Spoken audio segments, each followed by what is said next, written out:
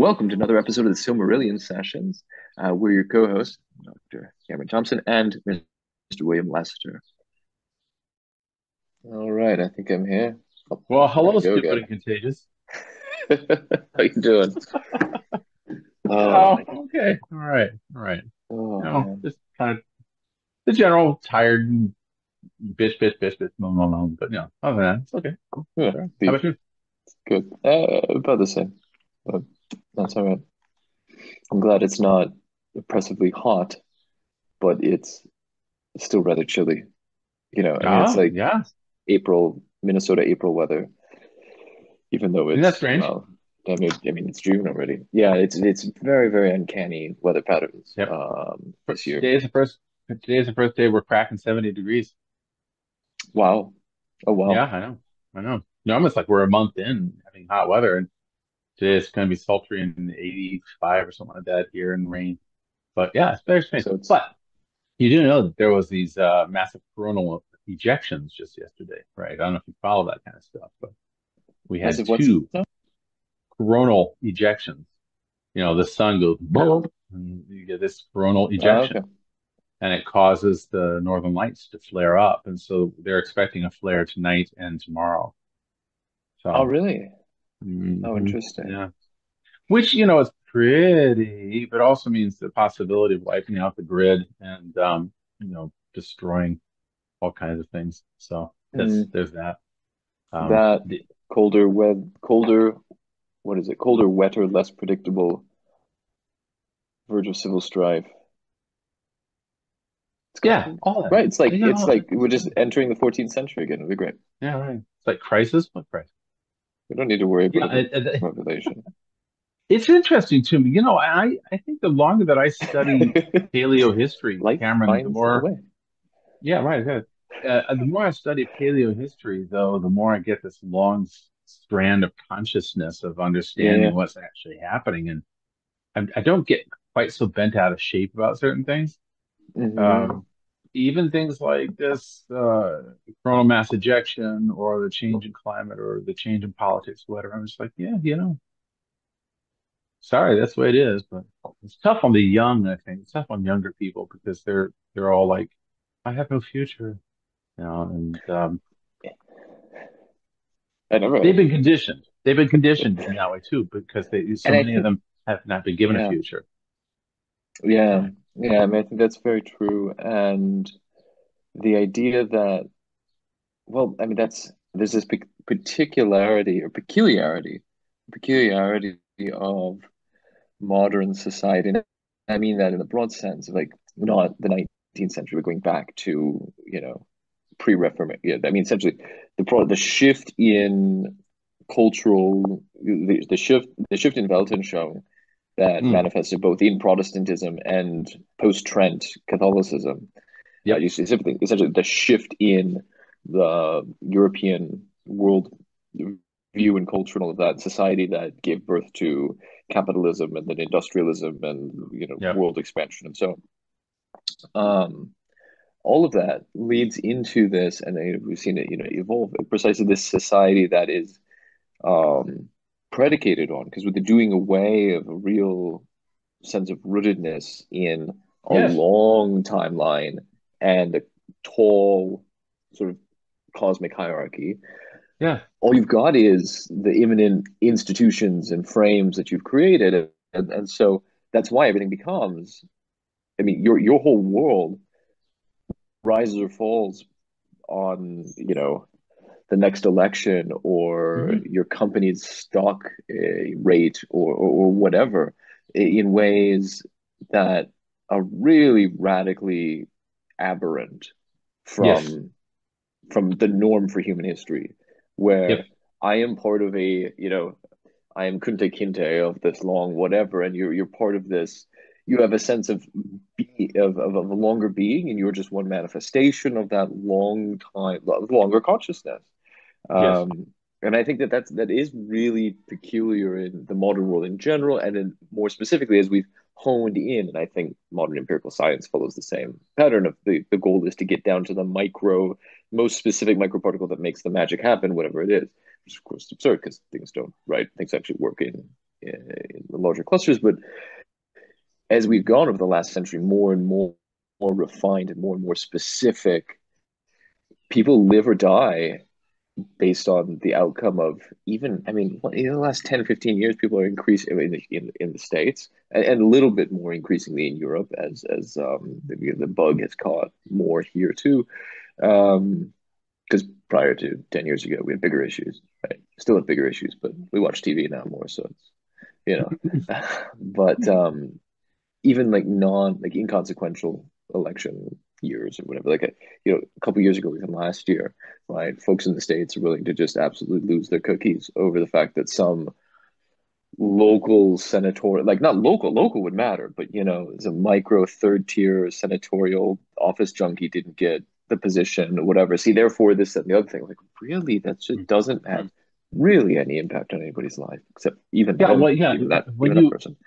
When you lose the vision of the apocalypse, then every minor event becomes the apocalypse, doesn't it? Well, yeah, Um, yeah, yeah, right. I think the whole attitude is very antithetical to what it means to be human too. But I mean, we're facing that, the shift in what it means to be human, or attempt to shift what it means to be human. It's the you replace that sense of longevity, as you said, being connected to this DNA strand of culture. You replace it with the vision of progress. We're progressing. Mm-hmm. And when you're progressing, you got to ask the question, well, to what? What are you progressing towards? And if you're Mm-hmm. progressing towards this bright, brilliant future, that's never going to occur because every bright, brilliant future is going to end up like the Nostromo and Alien. It's going to be like this tawdry, rusty piece of crap mining stuff from a far off planet. But Right. it's also, I think, going to progress eventually to the tyranny of the now. Because Yeah. I don't think humans can sustain a vision of progress very easily, and so you end up saying, well, I just have to get flustered by the fact that my local congressman didn't get into the office and was beat out by this other congressman. Your fat tub of lard beat out my fat tub of lard at the voting booth, Mm-hmm. and therefore it's going to be chaos at the end of the world. I really think that is so much what I'm repulsed by, but I also find myself trying to fight against, even among good people. Even among good people, Mm-hmm. I find very good people that think that everything has gone downhill and we're no longer doing what Jesus intended, and it's just fallen apart because in 1998 we elected the wrong guy, or whatever, or Vatican II destroyed everything, or whatever. As though You got that, to go further back. yeah. Now, you've been messed up way longer than that. Yeah, I know. It's like we were born and it was already screwed up. So come on. You've Um, been a disaster from day one. yeah. Um, So which anyway, really, I mean, if anything's a biblical message, right? You've been a wreck, a train wreck since day one. That's yes. kind of the Right. right. Right. But actually, you said a very interesting thing. So otherwise, I know we like to say otherwise good people, right? These otherwise good people, are going nuts, whatever. And I think it's worth seeing because I think it's not ultimately pessimistic that it might appear that way on the front or so judgmental as it appears.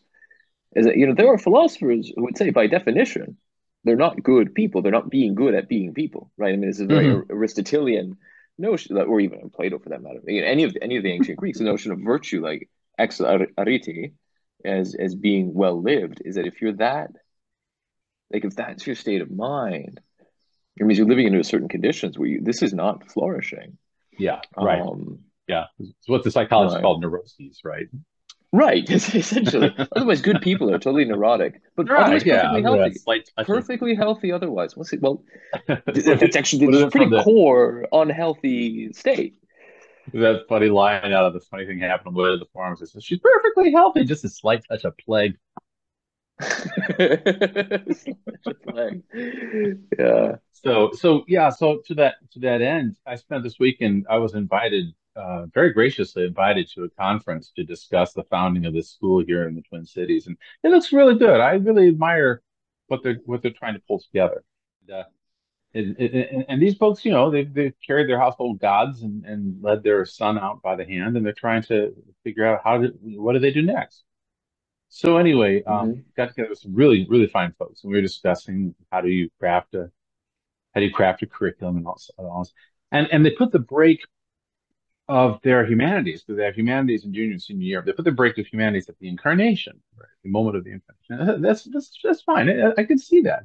That's legit. Okay. However, why wouldn't you put it at the first truly Christian work, not Christian pagan work? You know, where there's a transition between, like, for a long time, the Christians were still in a sort of pagan realm. And it Hmm. wasn't until, well, I don't know, Boethius maybe, that you say you had the first real Christian work. Because even Augustine was actually more rhetorically pagan, rhetorically Roman. Yeah, he would It's fit this, right in with the Senate. Yeah. yeah, exactly, exactly. And in some ways, there's a transition to a truly Christian, Western Christian society right around the time of Boethius, you know, there in the eight and 900s. And then I thought, well, why not put it where Guardini puts it and talk about the ancient world and the modern world? It seems much more logical to me to put it at 1277 or 1315. You know, that snap there in the 13th century, where all of a sudden the ongoing struggle between nominalism and Bingo. realism is Hmm. shattered. Is shattered. Hmm. It seemed to me it's a much more logical break, because that's what we're now. I mean, we think that we're relatively young in the world, and I think we are. But the events we're dealing with go back to about 1277, because it's a nominalist ascension. It's the ascension of Hmm. nominalist thought, and even things like Name of the the Rose, man. Like, yeah, right, Umberto yeah, Eco, just yeah, right, yeah, and even the Renaissance, even hmm. the Reformation and the Enlightenment are all nominalist events, Hmm. so to speak. Hmm. And so now we're dealing with the kind of the end result. And you talk about progressing towards something. We have been progressing towards the atom bomb, you know, and Hmm. that milestone event, 1945. The fission of even the Yeah, smallest yeah, material particle. It's breaking things down all the way down the hierarchy. yes. Or colliding things into each other so that there's, no more Hmm. distinction between things. Right. I love that movie Oppenheimer. I don't know if you get to see Right. movies like this, but this Yeah. is a great movie, because really it is sort of like the creation of the end of the world in a way. Not that we're Hmm. going to drop the bomb, but it's like this is the end result of the Enlightenment project. You know, it is drop a bomb. Yay! Now we're done. And Hmm.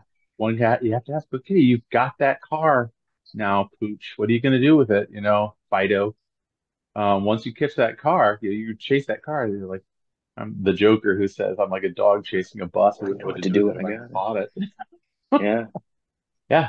So I guess the next thing is to develop, the transference of human consciousness to machines, or a fusion of human and machine body parts, or head Which transplants, is, or of whatever it course, is. the extent the obvious and shared and intentional goal. Like that's the advertised goal Yes. of a lot of Yeah. the people who are the great. What do you say? What is it, like Gandalf is one of Yeah. the Right. movers The of the Great great Reset. events Yeah. of our time. The movers of the great Yeah. events of our time have that ostensibly as their goal, as the goal This to. transhumanism, referred to as Hmm. transhumanism.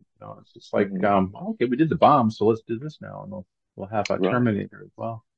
Um, Yeah. so that's why I think that when you start tapping into to the real religion, not the Hmm. modern Christian religion, so to speak, Not but the modern real Christian. religion, you start getting Hmm. a deep sense of continuity that lasts aeons, like way, way back, prior to even 12,000 BC, I would think. Um, and I love that. I love that. I get really kind of jazzed about that, but then it's hard to talk about that with other people. You know, say, we've got an old church, it's 2,000 years old. Good for you. Good we tack on a lot of 10,000 years, you know. Um, so here's a Well, thought and along those that's lines too. yeah. Anyway. Hmm. Hmm. Here's a good thought that my son and I have been talking about this the issue of particle physics that you brought up just a minute ago, Hmm. and he's just fascinated by it. And he was talking about how in the physics world, space and time is very hard to reconcile the two together. And when Einstein put the two together, it was like this monumental event to think about reality in a different way. And he said the way that they are connected apparently is through light, but they don't quite know how that works yet. But light Okay. is the thing that connects space and time.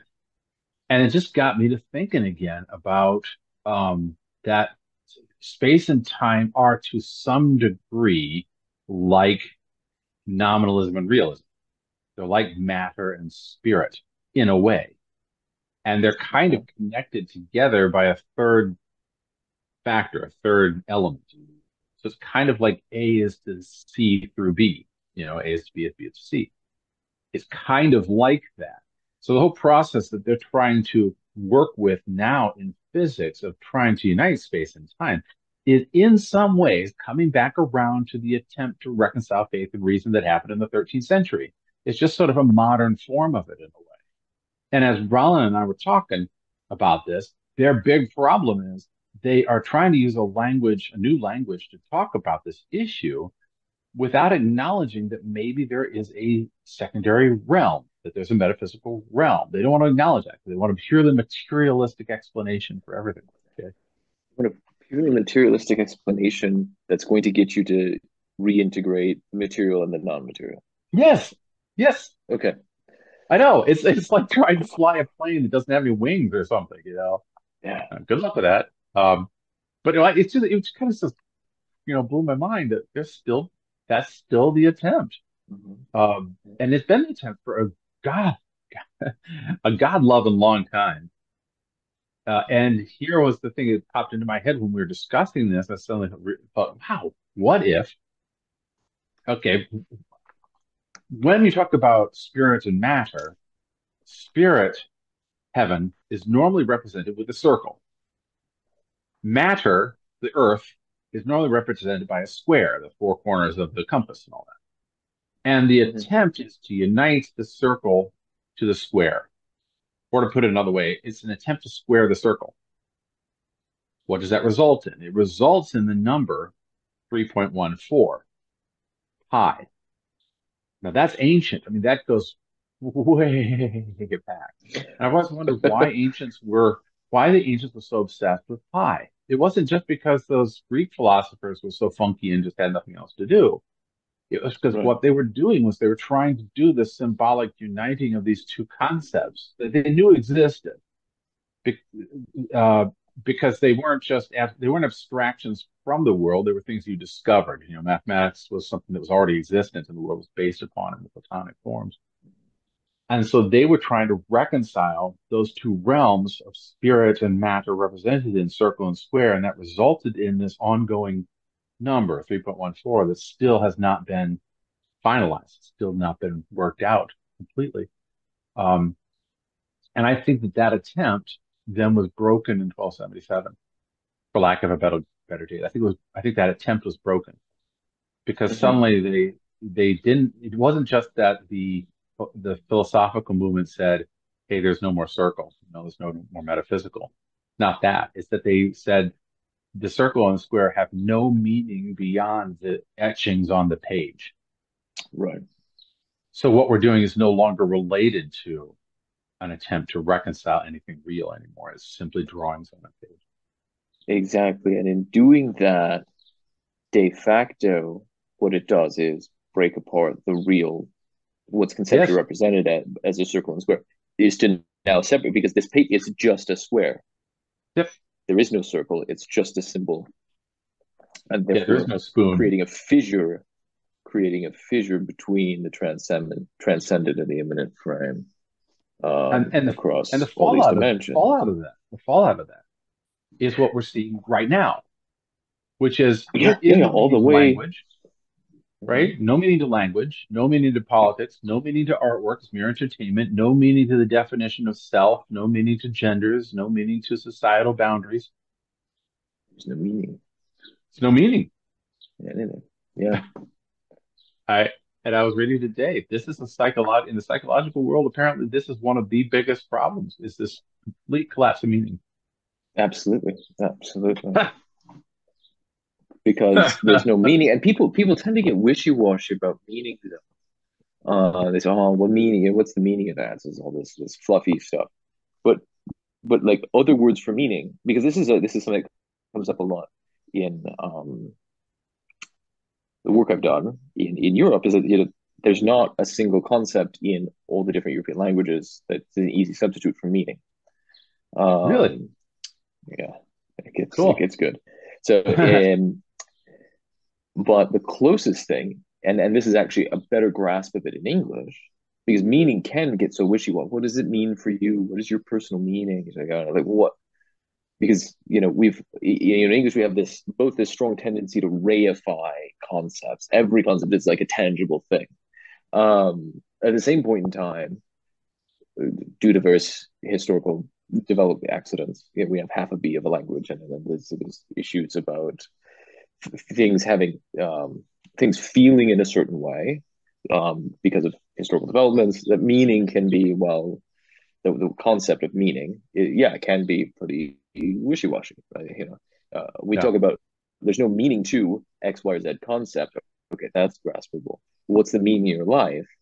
The meaning of my life, well, it's whatever you make of it. It's almost kind of baked into the way that we think about the concept. Like the concept exists for us only in sort of a fluffy way, that perhaps a better grasp on it when, meaning in the sense of like the signification of mm, male or female or blah, blah, blah, whatever, um, would be purpose, hmm, right? And so purpose. what's your purpose? Okay, well, that's a little more, I got to pay attention to that now. So, to what purpose are you doing this, that, or the other thing? Yeah, Right? What is your purpose? Well, my purpose is, and people could try and get, well, my purpose, and they try and go overboard, like too transcendent, right? It's not rooted in the real, and that's where it gets kind of written off. But literally, what are you? What purpose means which way you face it, right? What is your positioning towards hmm something?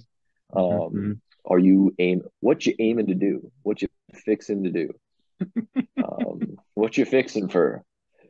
Yeah. that's your And if you're that's not your fixing aiming, for right? anything, And so, right, we're not fixing for anything. I'm just, yeah. Um, just there's drifting along. adrift. Teenage wasteland. They're all wasted, Yeah. and they all grew up and are making they're making world-changing government decisions now. Um, Yeah. uh, you Yeah. know, Oh and man. Oh man. Okay. And that this is weird because that thing that mm-hmm, I joked with in the chat room with you, here we are, entertain us. That's mm-hmm. classic. That's Kurt Cobain Kurt saying that's Cobain, exactly the man. problem, right? All I'm here for is to be entertained, right? Yeah. Whether it's a Oh mosquito my or mulatto, my gosh. libido, it's Yes. Wow.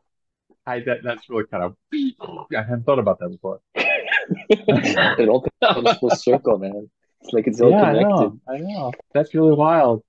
Well, it is connected when you start to Yeah. have a core understanding of the world. And I don't want to toot my horn and say I have a core understanding of the world, but you seem to have a core understanding of the world, so I'll pick on you.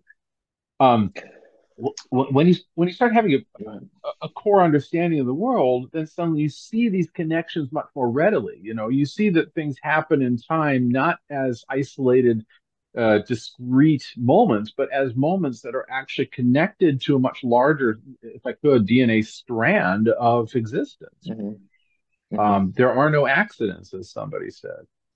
I guess that's what we talk about when we talk about providence at all, is that providence is really that all these different things that seem to be discrete are actually connected.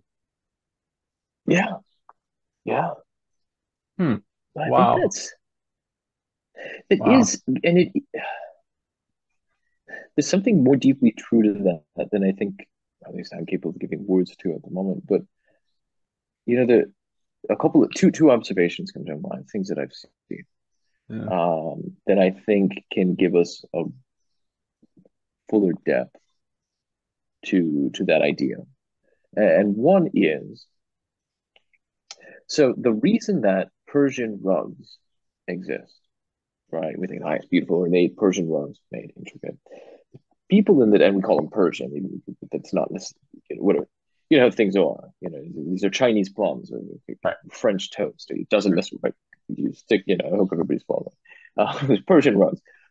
But the idea behind this kind of rug and the geometric floral designs and everything was that in your, especially prevalent among Okay, another bad term, Bedouins, right? Desert nomad peoples.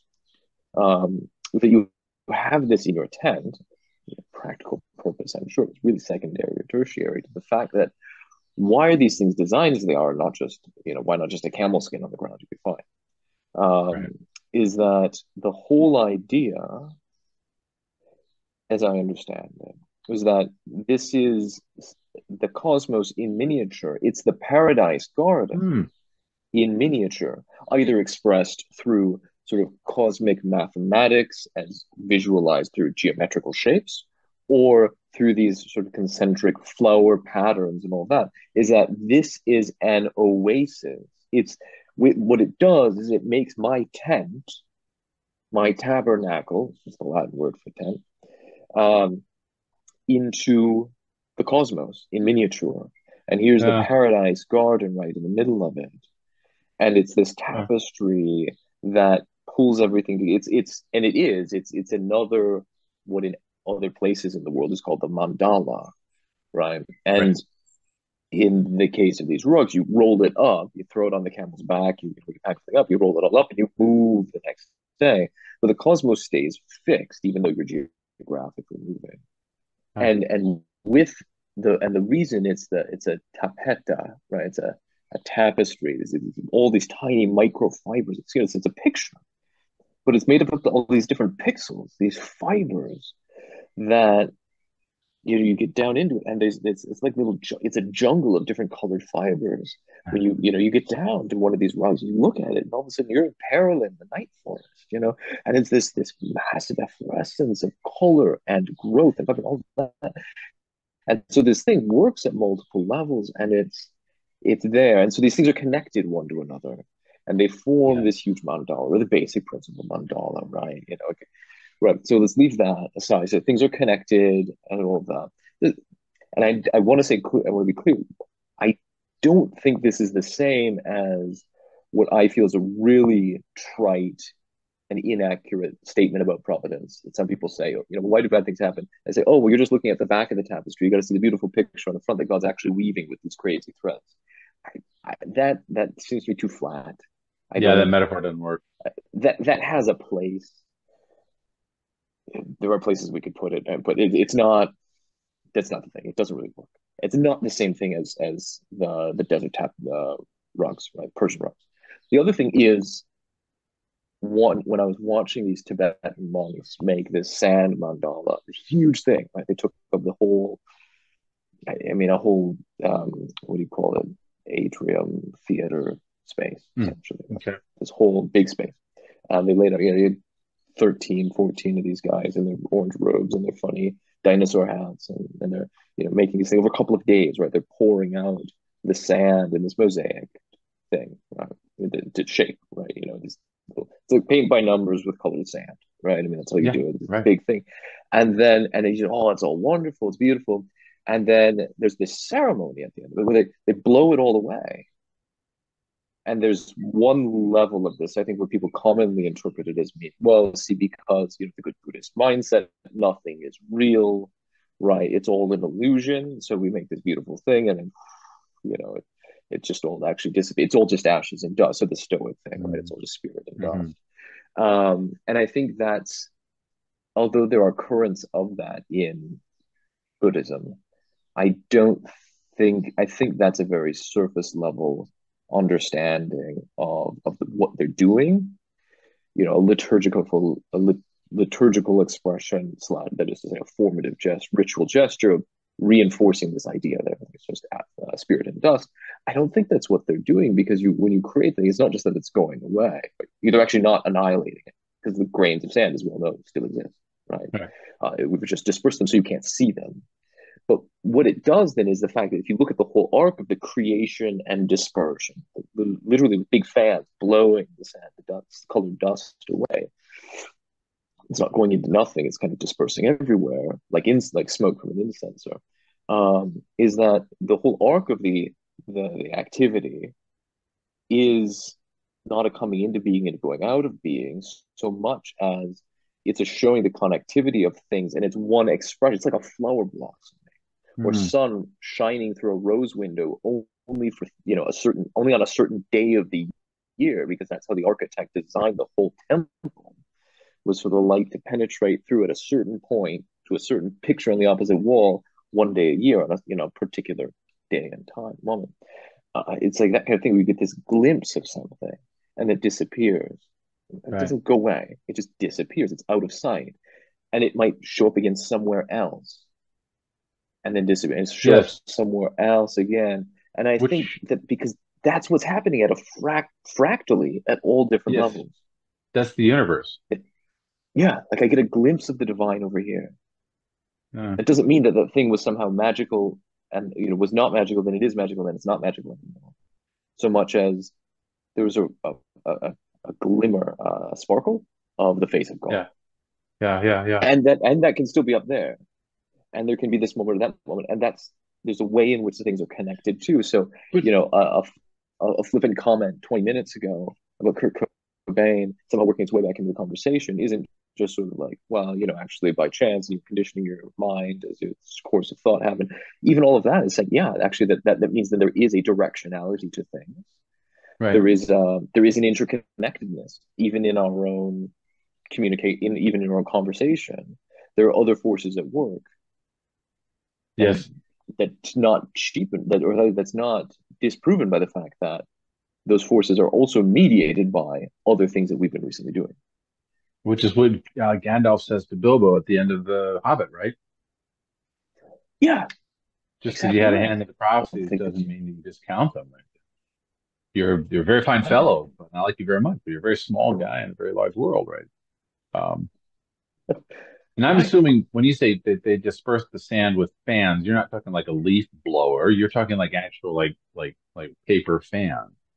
Yeah. Yeah, because to I do it with mean, the it has the same effect in a little more graceful way than a leaf yeah. blower, but yeah, you're But blowing I, stuff. I guess what I'm getting at is the leaf blower seems somehow artificial, whereas the fan is still connected to a natural force, which kind of represents how the natural forces of the world operate to shift and alter the pattern, so to speak. And Mm-hmm. that's so again, that's the universe works.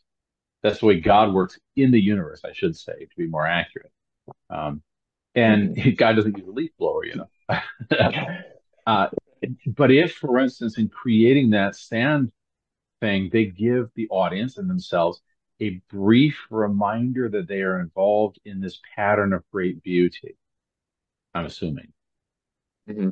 Just as when you listen to a symphony, you get a glimpse that you are involved in a great pattern. But Exactly. to concretize the symphony or to put wax or cement over the pattern in order to make sure it doesn't go anywhere, to glaze the sand pattern so it doesn't move, is in some ways a blasphemous act, right? It's almost like if Mm-hmm. you take the symphony and you set the whole thing in somehow, I don't know how you do this, in a single moment in time that could be put in your pocket and carried around like that, I don't know, on an MP3 player or something like that. It would be somehow blasphemous, wouldn't it? Yeah. I would assume.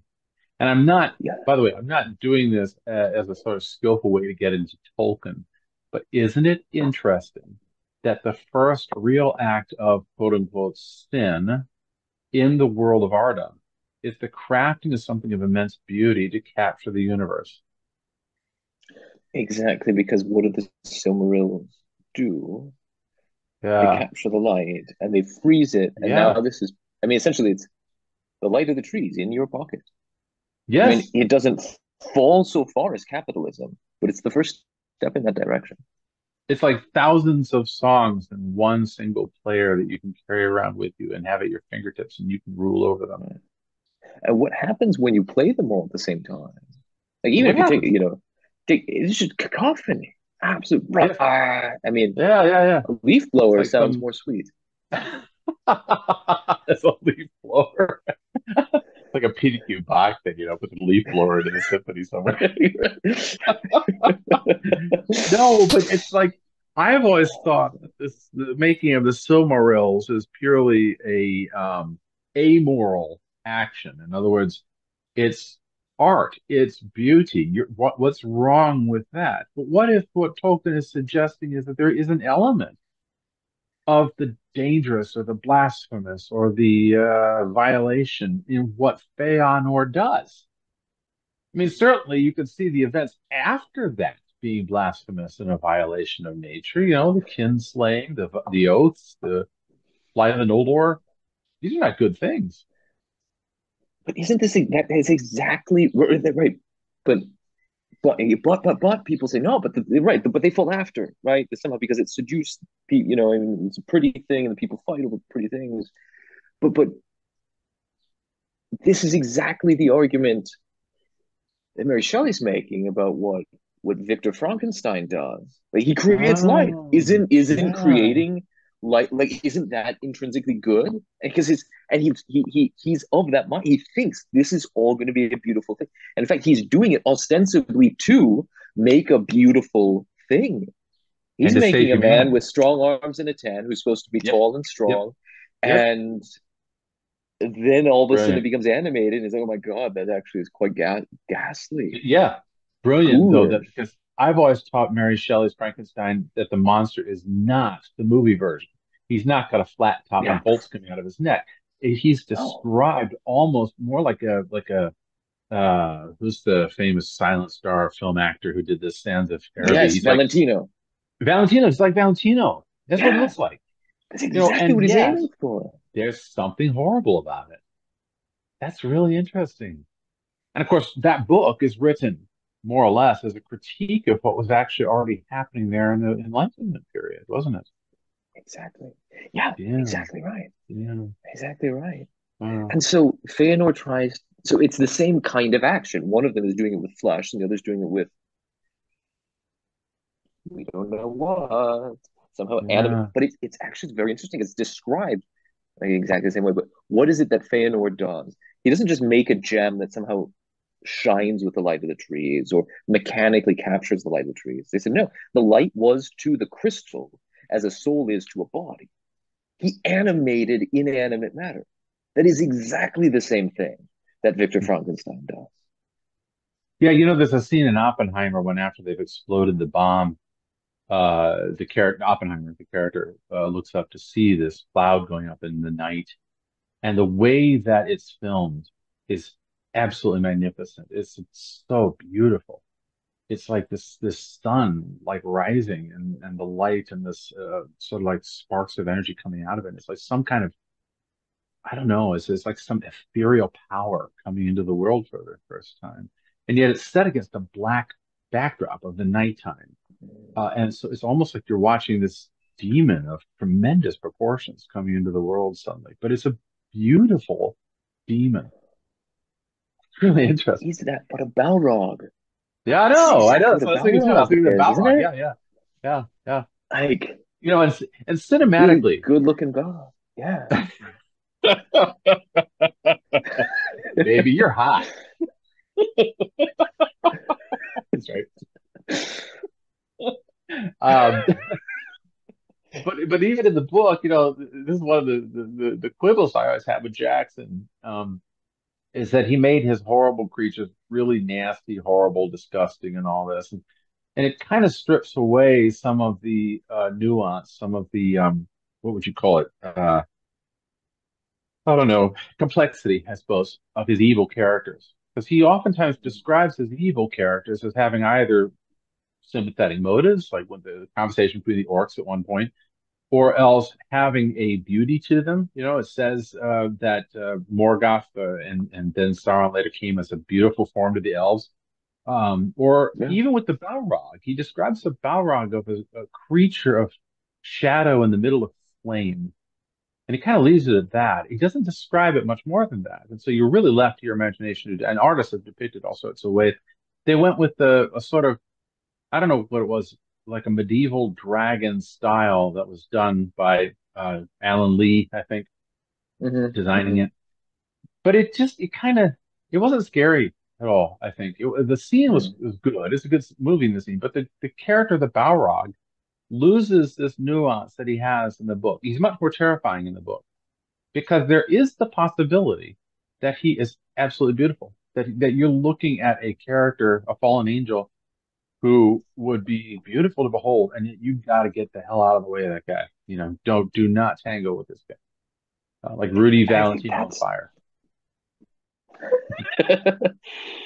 I think that's Wow. and that's far more powerful for the person who's mature and has some sense of self-knowledge, some degree of self-knowledge. The evil thing that is attractive is far more scary Yes. than the thing that's just frightening, scary, Yeah, yeah, yeah. ugly. Did you Because ever? Yeah. the danger is only outside of me. But if it's beautiful too, I'm Um, at the risk of going mad, and that's scarier, yeah, yeah. It really is a risk because it's a risk to you personally, isn't it? right? Not just physically, but spiritually. Did you Mhm. ever? I'm sure you read Canticle for Leibowitz. Oh yeah, oh, yeah, Do you remember the scene where they create the arc light for the first time, and all the monks are standing around with this kind of awe, like they're transfixed by this amazing arc light that hasn't been around for hundreds of years because of the cataclysm, the right. deluge.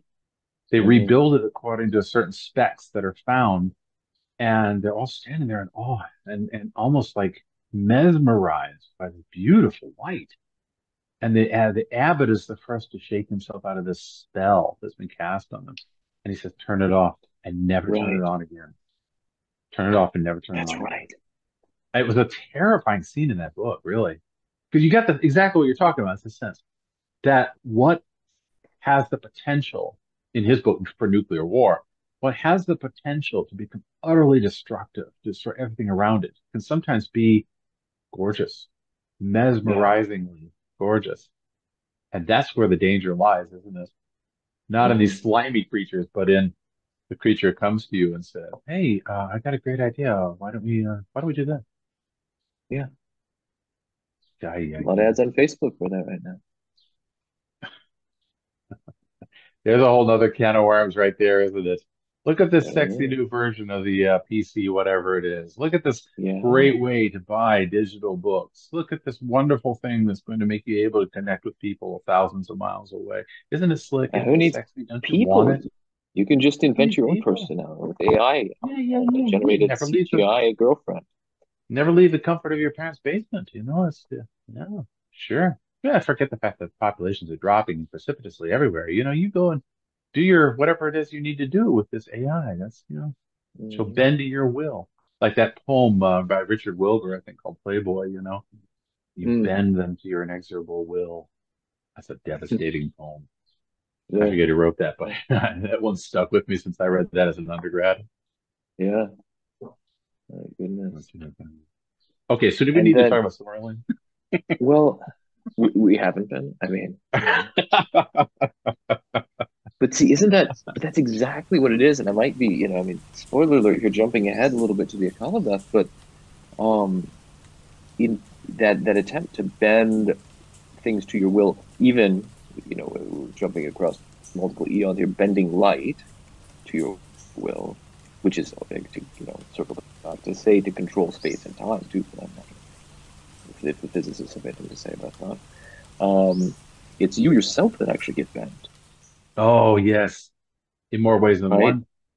Yeah, exactly. And that's why the world gets bent, right? When, man's arrival and sin in, worshiping Sauron, transgressing the bounds to go and assail the Valar, the world gets bent, right? Because the world is flat in Tolkien's cosmology at first, and then the seas get bent, and Elfhome and Valinor are taken out of the world. So Yeah, Elvenhome is no that's longer in interesting. the Yeah. same plane.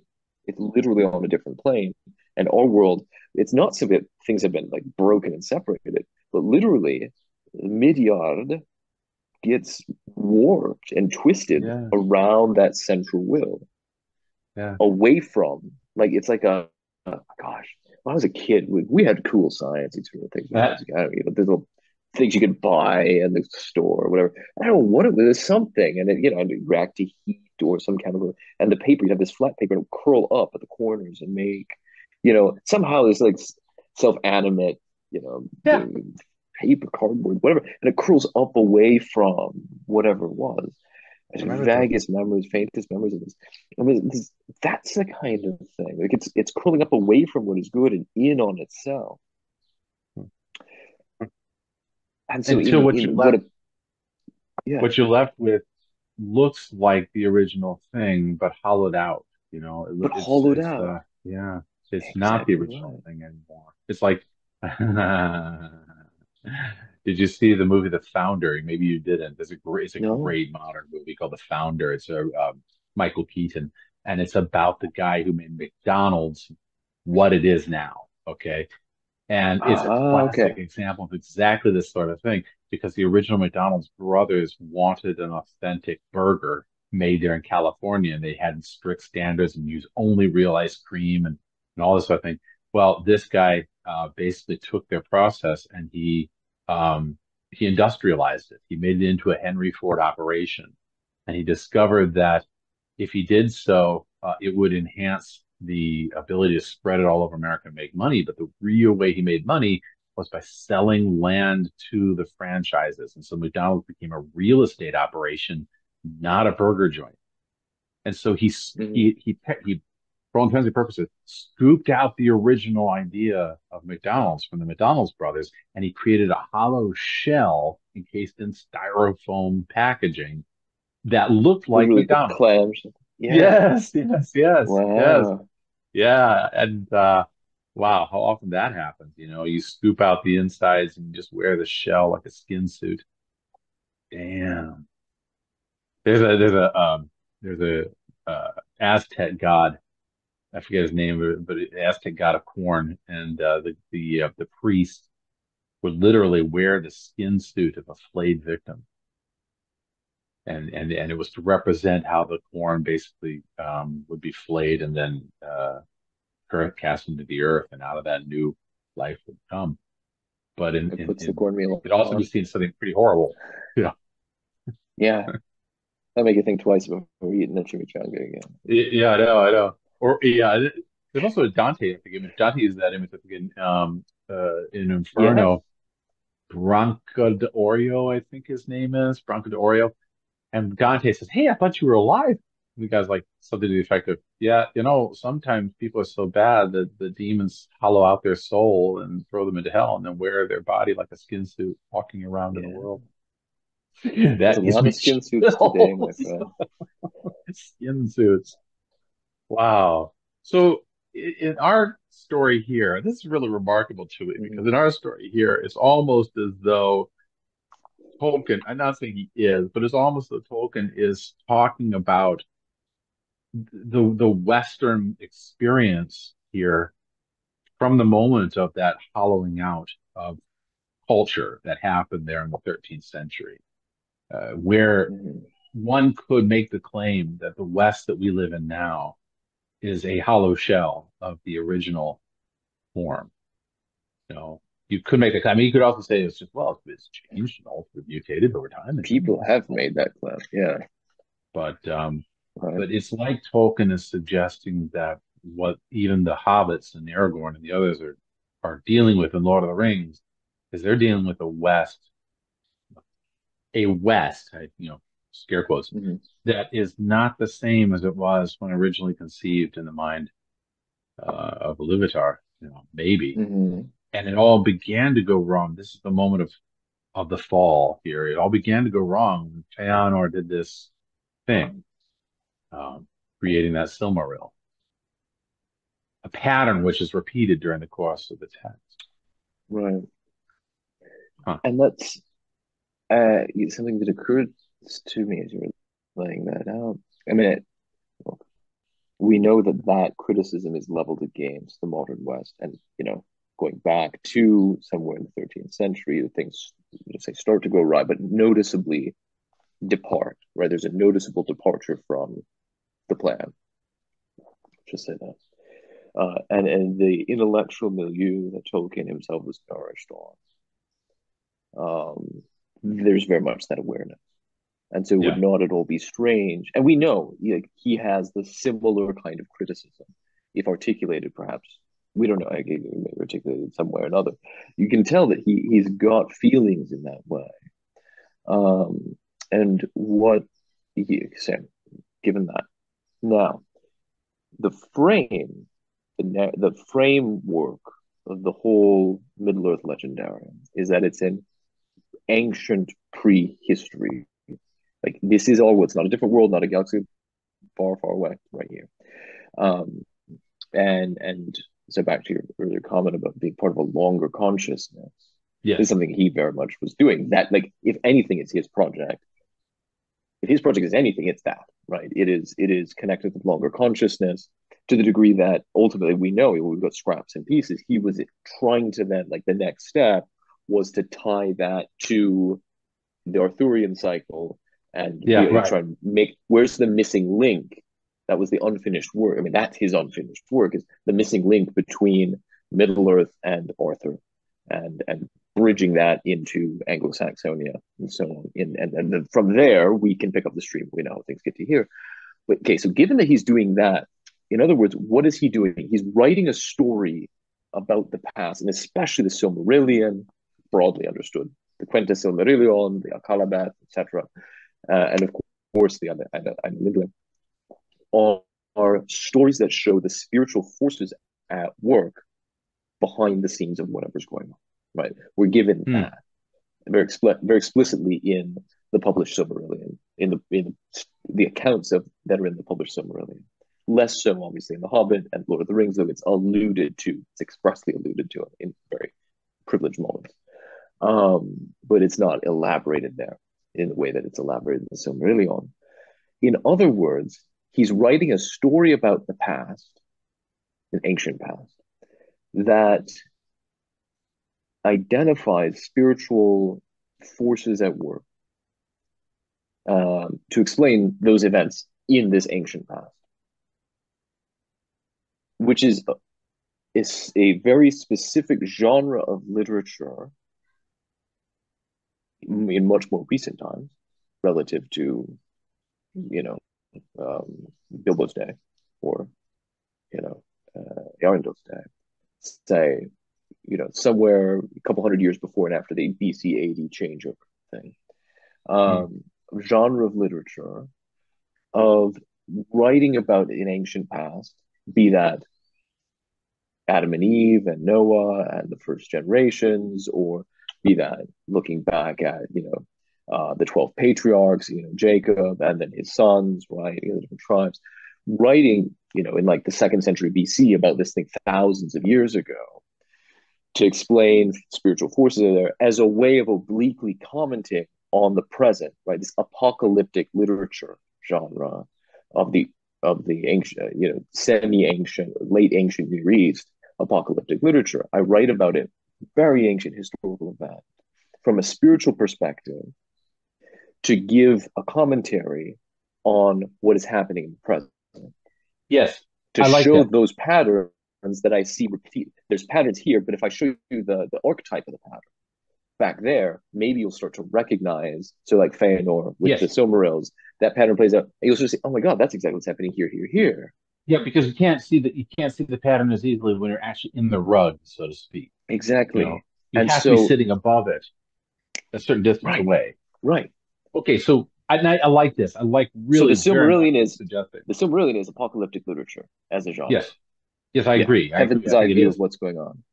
But okay, so then the question that would come up would be, to what end is he doing it? Is he simply, do you think, trying to identify the issue of modernity? I mean, shit, he lived, pardon me, I, shit, he lived through two world wars, you know. you He was think he, yeah. compiling this even after the dropping of the bombs, so he saw Mm-hmm. what was happening, and there's no Yeah. way that he would have sat there and be like, "Crisis, what crisis?" You know. I think he was very Mm-hmm. aware that there was a major Everything's crisis fine. happening. Yeah, everything's fine. We're good. Right. And he was obviously aware of eugenics, and he was obviously aware of the bureaucratization of government. No doubt about it. He comments on it in his letters. Absolutely. So was he trying to simply identify the problem, or do you think he was trying to cure the problem or solve the problem? What is the end goal of this? What he considered to be his greatest work? What do you think the end Mm-hmm. goal of all this was? I think one, to identify, to work out, to articulate in the same way we might write, to try and write poetry, even if it's not to share with somebody, but just to work out in my mind what is going on here, to try and freeze it down. Say, okay, now I know Here, I can articulate how I see things Mm. to work out what the problem is, I think first. But also then to identify it, name it, make it recognizable. And he writes in the letters of the whole thing is about the fall mortality of the machine, right? I mean, like Yep. you wouldn't Yep. be the fall of mortality, good machine. That you only start writing about the machine once there is once we've given birth to the machine, But the and machine is the the Silmarillion, machination though. of human. But the Right, but I machine is mean, the Silmarillion, yeah, right? yeah, Okay. right. Okay. But I just All right. mean like Tolkien, the author, is writing in the 20th. You wouldn't have somebody in the 12th century writing about the machine. That the concept, the word doesn't exist. The concept is incomprehensible. But the Ah. machine, right, isn't just the Ah. industrial era, but because the Ah. machine starts with the machination of Yes. government structures, human society, bureaucracy is the early form of the industrial revolution, and so on and so forth. It gives birth to mechanical metal and all this. But why does he do this? I think he's trying to cure it. Because why else do you tell a story? Stories have magical power. And in Ah. his Yeah. Yeah. works, Yeah. the stories are told, the stories that are told have a magical power, either to bring darkness and to harm, or to bring healing and the light. Yeah. And the songs, there's the Barrow White's song in the Barrow Downs, who's going, just before he's going to kill, he's already killed Mary Pippin and said, right, sorry everybody, but yeah, they died, and Tom Bombadil raised them back to die. But the Barrow White was going to definitively cut their heads off, right, when Frodo Yep. kind of comes Yep. to down in the tomb there. And there's a Barrow White song, this haunting thing about until the world is broken and Yeah. Yeah. destroyed, That's right. forever, the cold, Yeah. Yeah. dark light. And then Bombadil's song comes in. And so you've got these two competing narratives, these two competing songs that are being, and they're spells, right? Because as we've talked about before, a story is a spell. It's the same word in Anglo-Saxon. And to other stories that are told were the Wormtongue's stories that he would tell to um Theoden. yeah, Theoden and the girl with shield made out of Rohan, if you're not into the whole brevity thing. Oh, right. Yeah. Um and I thought that was actually played well. That in the extended version, the uncut part, that was illustrated well in the film. Yeah. But Yeah. Yeah. It was. the dark psychology of him whispering these stories to warp the minds of Eowyn, and Theoden to the to Sam singing the song, the elvish words he knew not what, that somehow brought Yeah. light and made a clearing in the sky, the Okay. star of Earendel, which is the silver. I mean, it comes, shines. There's still good in this world, right? There's something above the clouds. These songs have power. These stories have power, even in his story. So, like, as a storyteller, you can win. Like, I mean, a bard is an important person. Yes. Battles are won or lost on the power of the story that the bard sings. I I think he's really trying to like this. This is cure a it. very rich thing. And let's see if I can articulate what I'm thinking about here. I mentioned the Silmaril is the machine, but Mm-hmm. what if a machine is not a series of gears, but rather the machine is that man himself is a series of gears? In other words, I think that the problem of the nominalist realist thing has been going on for a long, long time, human history. And for the longest time, the idea was that the two visions of life, that is, life as a machine, the material nominalist vision, and life as infused with the spirit of the divine, which is the realist vision, they were held in balance in society for hundreds, if not thousands of years, with occasional blips, like Akhenaten, for instance. And at Mm-hmm. 1277, they were split for whatever reason, and you had the triumph of this vision, which is that human beings themselves are a machine within a machine. There is no spiritual. We are simply rotating wheels. We are simply a blood Exactly. bag on a bone frame. And I Yeah. wonder if that isn't what he's referring to when he talks about the machine. It's not just tanks, and it's not just Charlie Chaplin getting caught in the gears. It's that Right. human beings themselves are that machine. And when you have that vision, as has been proven in the last several years, at least, if not earlier, when you have that vision, there is very little porpoise in life. There's very little reason for get her done, as you said. Get up in the morning. What's Mhm. fixing to do? You don't have any fixing to do.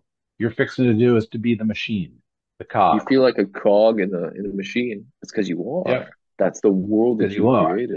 That's your vision. You are Yeah. inanimate matter within inanimate matter. Just get up and do it because that's all you have. Very kind of Kafka-esque sort of thing. If that's the Right. It's all case, just a it's clockwork, Clockwork Man. Yes. whatever color you want to make it. Pick And one. I don't if know, orange. and if that's the case, then you're already dead. You're already in a entombed Yes. life. Yeah. My friend Kid Adderley, shout out to Kid Adderley if he ever listens to this, which I hope he will.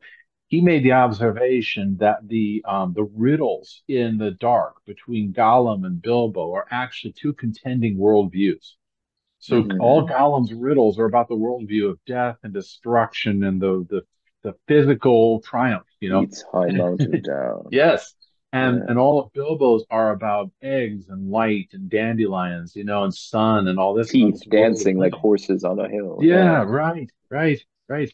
And the two are contending with one another because Gollum is trying to break. I don't think Gollum thought this through, but Gollum is trying to break down the will of Bilbo, so he gives up and says, "I'm just meat. Eat me now. Who the hell Mhm. cares?" And Bilbo is trying to overcome Gollum. Why? What's his purpose? To get out, to escape, right? I'd like to become unlost as soon as possible. I like to become lost. Yeah, that's so freaking cool. I mean, It is really and cool. so really what's talking in the whole project, Lord of the Rings, The Mhm. Hobbit, the Silmarillion, even the Lost Tales, Farmer God of the Ham, even those I would include that. I think what he's Mhm. trying to do, as you mentioned, is to a certain level of healing. I Yeah. think he's trying to heal the modern problem. And I would say he does a pretty damn good job. When you look at the bulk, the corpus of 20th century literature, we're now in the 21st, of course, but things haven't gotten much better. You look at the bulk of 20th century literature, how many works actually have an incarnational view of life? How many works actually have a Mhm. hopeful, that isn't treacly, hopeful view of life? Gawain and the Green Knight back in the 1300s had that vision. Dante had that vision. Earlier poems had that vision. But how many in our most recent 20th century, 21st century have that vision? Mhm. I think you can count them on one hand like this. Mhm. Zero. I can't think of any. I mean, the closest Yeah. one that you can come to is somebody like Flannery O'Connor, and she's not really an easy read. Yeah. And she's doing something else. I mean, she's Yes. Yeah. doing the same thing she always does. Is her personality. I mean, she's writing. It's, Yeah. um, I mean, Hawthorne in the 19th century to some degree, but his tales are pretty damn dark too. right. They're Well, dark. They're he's got a not pretty bleak joyful. outlook, Yeah, and he he's part does. of Yeah, his he does. world. His religion is the machine. I mean, that's the whole Yeah. Yeah. thing. Like, I it's mean, as good as it gets. he It's just has a better functioning machine. well, he's struggling, I think, to a certain degree against it, but he's also struggling against the people that said everything's okay, just have to get out in the world like Yeah. Thoreau, get out to a lake and you'll be Right. fine. And Hawkins like, yeah, Right. it's not that easy, Yeah. Not too much. But he Yeah. at least in the 19th century is one that might have that. I can't. It's like I'm fishing for one, and I can't think of Yeah. any. I can't think of any. You know, to some degree, I think in the first Star Wars movie, the Lucas Star Wars movie, Episode 4 for the children, I think Mhm. the first Star Wars movie, to some degree, was attempting that same thing. Defeat the evil empire of the machine and come back to this sort of granola chewing Tatooine sort of thing. Um, but even there, of course, it got scuttled. But even there, it's not. It was sort of a childlike vision. It was like, yay, triumph over the baddie, and but I Yeah. do think, see, this is why I think these moments are like, they're like, art is not something trivial to just say it's mere entertainment. I mean, Mm-mm. that's an idiotic vision, I think. And Yeah. and so something like Star Wars had a major impact, I think, on Western culture in the 1970s when it Hmm. came out, 78.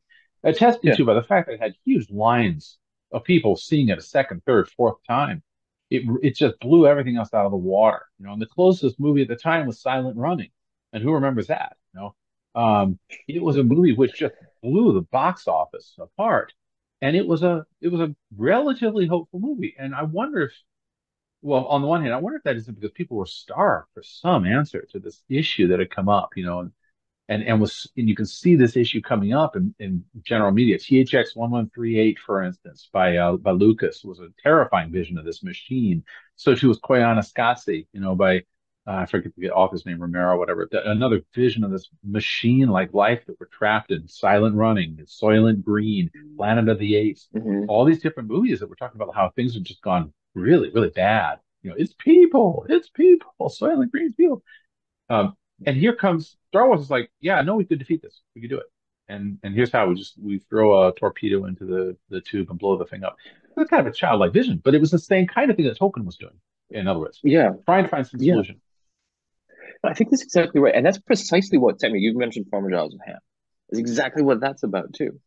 There's not a big evil per se. There's a dragon. The dragon is almost the the the dragon is almost merely the catalyst for fighting against the established kingdom Hmm. that's there. Yes. You don't have the tyranny of an oppressive, dark, evil, genocidal regime.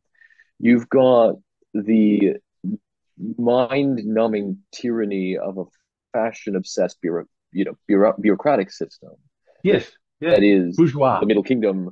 Yeah, and the only thing that wakes it up is a dragon shows up one day. Farmer Giles has to go deal with the dragon, and then it starts to click. Hey, we Yeah. can solve this thing. We don't have to live in black and in gray world. And then he all of a sudden sets himself up as king. So then we happily broken up into many different kingdoms, instead of one massive oppressive regime of elites who are going about the latest fashion and hats, and in Yeah. like and an overly weighed down bureaucratic bourgeois king who's concerned about the exchequer. That's just that's a story in miniature, much more politically manifesto oriented, right? It's not apocalyptic literature; it's political manifesto in story form, on ice, um, Mm. as a way of also saying the same thing. It can Let, be me, defeated. let me go back to that term though, that apocalyptic literature, okay? Because Mm-hmm, this is something which probably you and I understand, but maybe it needs to be more teased out a little bit. What do you talk mm-hmm. about when you talk about apocalyptic literature? It's something that's so it's a genre of literature that we might look at something like the Book of Daniel, for parts of the Book of Daniel as an example of it.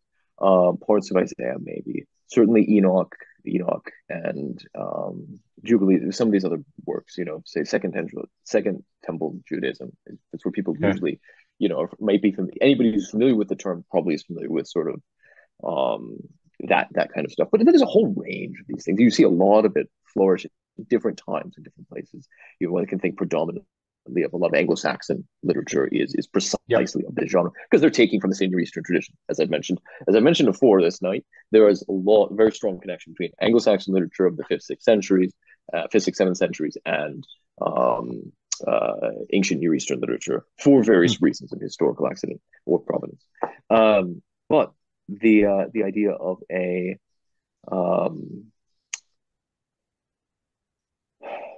often set up with sort of sometimes framed rather within a dream journey or a vision, but it's oftentimes something set in the past historically, frequently predicting the future, which is now or Hmm. recent past, to see us, not just to say, see, aha, back then they predicted this, therefore that's why I'm legitimate king. It's not so simplistic as that. Like people weren't that dumb, right? But that kind of thing doesn't have staying power. The fact that you still have this work of literature says that it wasn't just some cheap power grab, but that by putting something into the mouth of history. So I don't know, like secret revelations to Moses or something like that, or the deathbed confessions of Adam, right? The testimony of Adam is kind of this kind of thing. So going back, often way back, right to the very beginning, Adam and Eve, right, or way back far enough to some recognizable historical figure. who by telling a story about this thing way back then, that's usually the setting for this kind of apocalyptic literature, and um, it purports to be unveiling because that's the word apocalypse means. So apocalypse is Oh, not oops, yeah. napalm in the Vietnamese jungle, right? Right, Now, then, or right, otherwise. It's right. apocalypse literally means the unveiling. Yeah. Apocalypsis means the uncovering. That's what you do when take the little lacy part off, and that's an apocalypse. Yeah. Apocalyptic visions, when every 14-year-old has. And so it means uncovering. So it's uncovering the veil of what we tend to see in reality. The uncovering the veil of our eyes really is what it is. And showing what's really going on behind the scenes, the spiritual Mm. realities, which is very different than the kind of apocalypse that you get in Frank, what is it? Land Before Oz, right? The Land of Oz.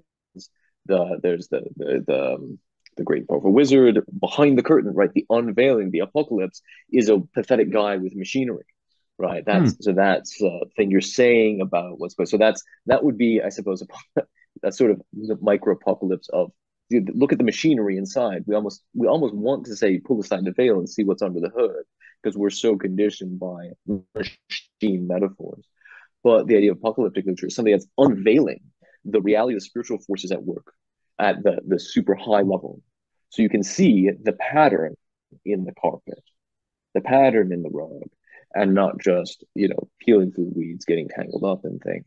So looking And back therefore, to show from a spiritual perspective of the past, which is an oblique commentary, sometimes very explicit connections have to be made for the simplicity of the audience, simple minded of the audience, to, hey, just like today, right? yeah, With yeah, yeah, various yeah. explicit or implicit references to current events. Dante kind of does this too. It's not so much a projecting into the past, although technically it is at least a couple decades in the past, to comment on, and he explicitly, right?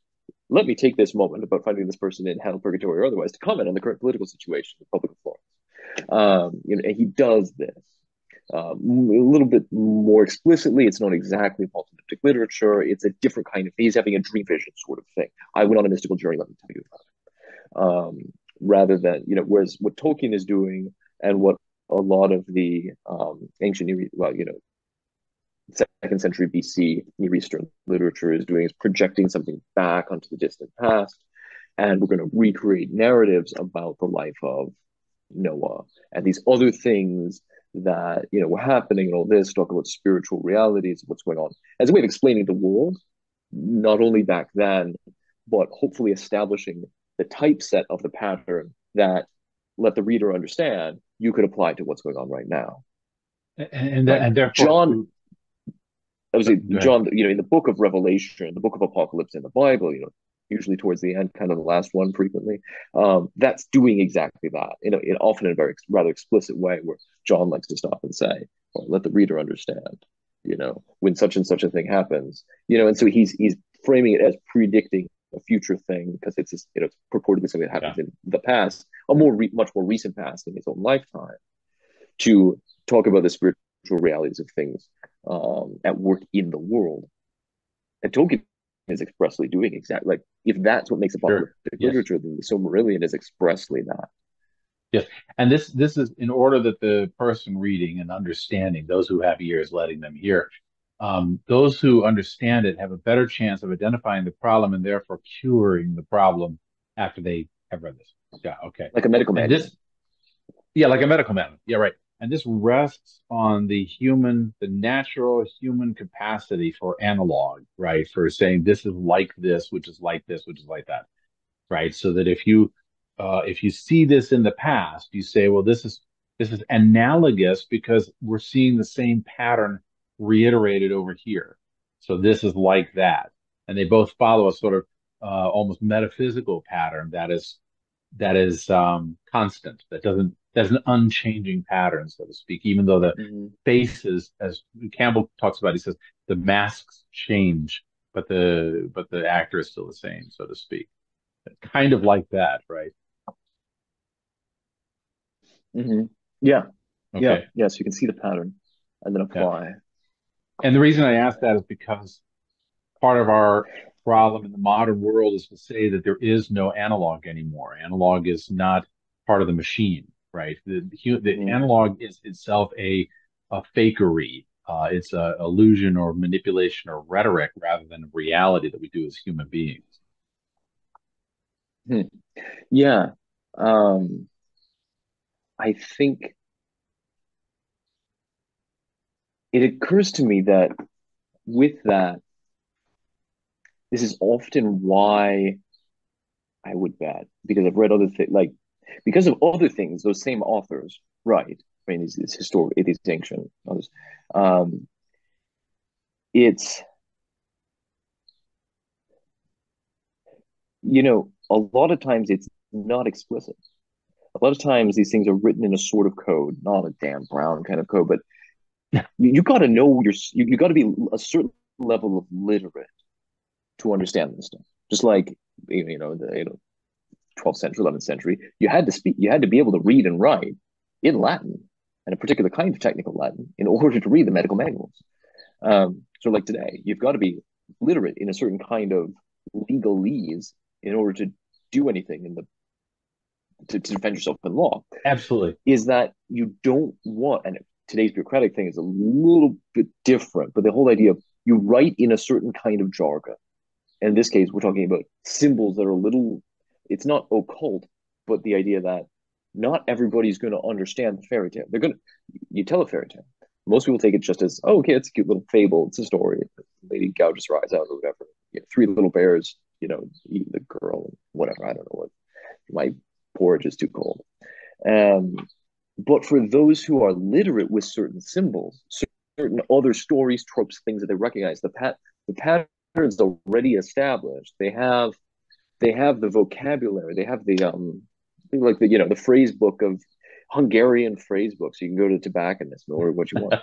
Um, you've got the book. You know what you're doing.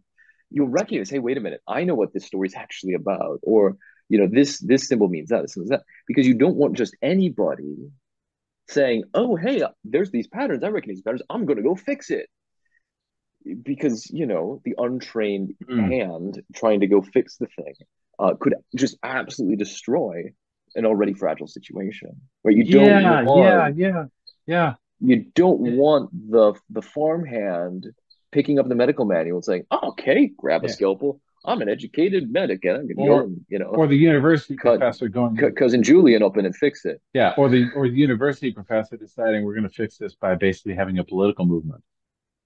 Right? Exactly. Say, "Oh, hey, Yeah, here's a pet. This is the solution. I'm going to go and do this." yeah, we're going to start a fascist nation. Like right. Like there's a simple solution to this. No, no, no, no, no. Like that's the beginning of every bad thing, right? Simple solution. Yes, a final simple solution. Yeah, right. Yeah, And this it's is brilliant that you're bringing this up because I was just thinking about this the other day with a movie called Gravity. Okay, this is with Sandra yeah, Bullock okay. and George Clooney. And most people say, "Wow, it's a Hmm. technical achievement, it's absolute master, it's a terrifying space movie." And most people say, like, "I didn't get it," or "I hated it, it was too frenetic," whatever. And every single time I hear these comments on this movie, either saying it was technically great, but it was lousy as a story, whatever. So you're missing the point. The Hmm. whole movie is not about space. It's not about the destruction of a space station. It's not about this whole getting back to it. It's about trauma and how do you get back on your feet again after experiencing trauma. That's what the whole movie is Hmm. about. The setting of space, the setting with Sandra Bullock, all that stuff it's a veil, it's a coded thing in order Hmm. to get those who have experienced trauma to say that's the thing. That's what I'm trying to do. It's a similar business. I mean, it may not be apocalyptic in what we're talking about here, but it is a similar thing. It's a coded movie, right? Now, not every movie is a coded movie. I mean, some movies are just a movie, but frequently you find this in movies and stories in the modern world where there's a certain like code to them that resonates with the people that understand what it's supposed to be about. And it's one Hmm. of the reasons why I think Tolkien has so much and has so much purchase in people's imagination. Because I think even without the code book, this piece of artwork, and by this I mean Silmarillion, Lord, and and Hobbit. This Right. piece of artwork resonates with something deeply profound in the human conscious. Something of akin to there's something wrong, but there's also something that is eternal, which I can still access. You know, Right. wasn't I mean, that's Frodo why people, says, yeah, the darkness cannot triumph forever, right? right. Yeah, it's exactly. I mean, that's why people file in to Chartres Cathedral and just look up. My God, Yeah, you know, yeah, of yeah, wherever they're from, you just the brilliant, the the Madonna in blue, right? That stained glass window off to the right. And I just, oh, the sheer yeah. magnificence of the thing. That's not This even is properly not cleaned up Disneyland. yet. At a time, Yeah. it was colored too. It's probably, like multicolored, as well as, stones growing, right? Oh, I mean, you get the and can you full effect. imagine all of those cathedrals before World War One were white? They were white. They Yeah, were that's just a exactly white right. stone. Good Lord. Right. Yeah. And it's why, for instance, people resonate immediately with them because they recognize something is different here. This is not Disneyland. I'm not walking into a shopping mall. No, This is radically different. right. There's something I have an encounter with something living, something real, something deep, something long. Yeah. There's an ancientness. I mean, I think, the what a person can today, where you could go to have something of a similar experience would be Gaudi's Basilica of the Sagrada Familia in Barcelona. Huh. I've never been there. Um, it's because it's fresh. It hasn't been all sooted with smog, industrial smog, and whatnot. And it's not all It's not painted inside the way that the medieval Gothic cathedrals actually were painted. Um, but you get something of this experience of walking. The way that he uses stained glass Hmm. makes all the white stone brightly colored, Wow. in the way that is. And you walk in, and he's designed this. And walking in, like, my God, these are trees. I'm in a glowing, multicolored forest made of stone. It doesn't made of stone is the one way to end the sentence. It's like it was. I'm surrounded by these stone. These stone pillars are a multicolored, luminous forest. And Like, suddenly you're that's the reminded. experience that you have. And there's something. I'm Yeah. reminded, Yeah. there's this deep ancient consciousness of something Yeah. that awakens. You say, oh, whatever, I don't know what it is, but it's like that. And that's what Yeah. all these Gothic cathedrals were designed as, and that's the experience aesthetically that they gave when they were in their glory days. Yeah. And you're Similar reminded thing. too at that One other moment. place is to travel. Sorry, just one other travel No point good. in Ravenna. Ravenna. You go into, you don't get the same experience in the San Vitale Cathedral because most of it's been redone and scraped off. But in the mausoleum of Galla Placidia, right, you step Hmm. into this, it just looks like this stone, low lying, like a maintenance plant sort of thing at the edge of campus, you might see. But you walk in, and the inside of it, it's tessellated blue mosaic over every square inch Good of the gosh. interior, and you walk in, and it's like you're surrounded by liquid light. Wow. That's just absolutely brilliant. Yeah, I had a similar And it does experience. this. It has Yeah. the same patterns that you see in these Persian rugs, just on the ceiling and the Yeah. Yeah. walls. Yeah. I had a similar experience when we went up north to Moorhead and we visited that stave church up there. And that was a beautiful Yeah, experience.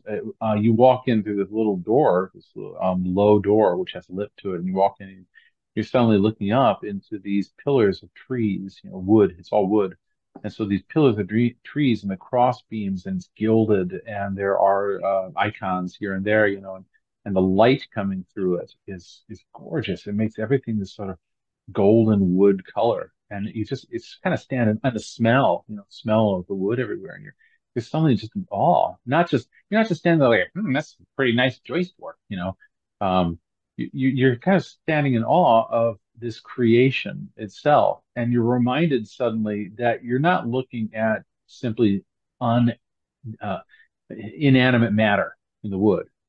You're looking at a sort of wood of living things that now remind you that there is something beyond the inanimate matter. You know, in other words, spirit and matter united, and they're united, I think, primarily by that use of light in the stave church, because it's designed so that the sun comes in from one side in the morning and just illuminates the place, and then in the evening when it sets as well, there's a sort of reddish, untold reddish um, light that comes in. And so now we're, it brings us back to some degree to square one, which is that this this structure reminds you that it's not just the machine, it's not just inanimate matter. It's inanimate matter sort of coupled with the spirit and united together by light, which I find quite fascinating, given the discussion I had with Rowland. And then Mhm.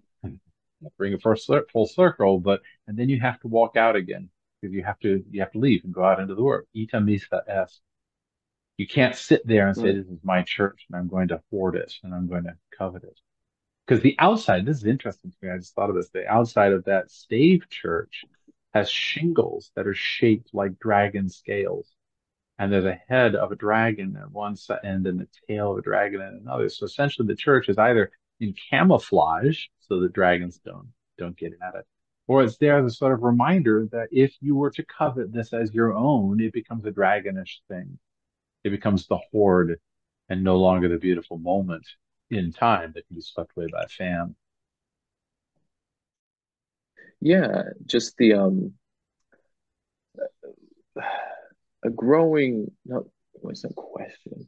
Is I'm starting to see, I feel like putting two and two together more and more. It's like, wait a minute, well, if this, then that. Well, hey, you know, if things start to go bit by bit awry at a certain point in history, say you pick 1277, so well, okay, well that, there may be seeds before that. There's some other cultural changes, not the nominalist thing, but other changes somewhat. Canonical law structure changes, uh, you know, ritual changes, definitely some culture and socio-political changes in the West around, that things really start to noticeably shift in the 11th century, like between the 11th and 12th century, right? So late 10 or 1100, there's a noticeable shift in the West.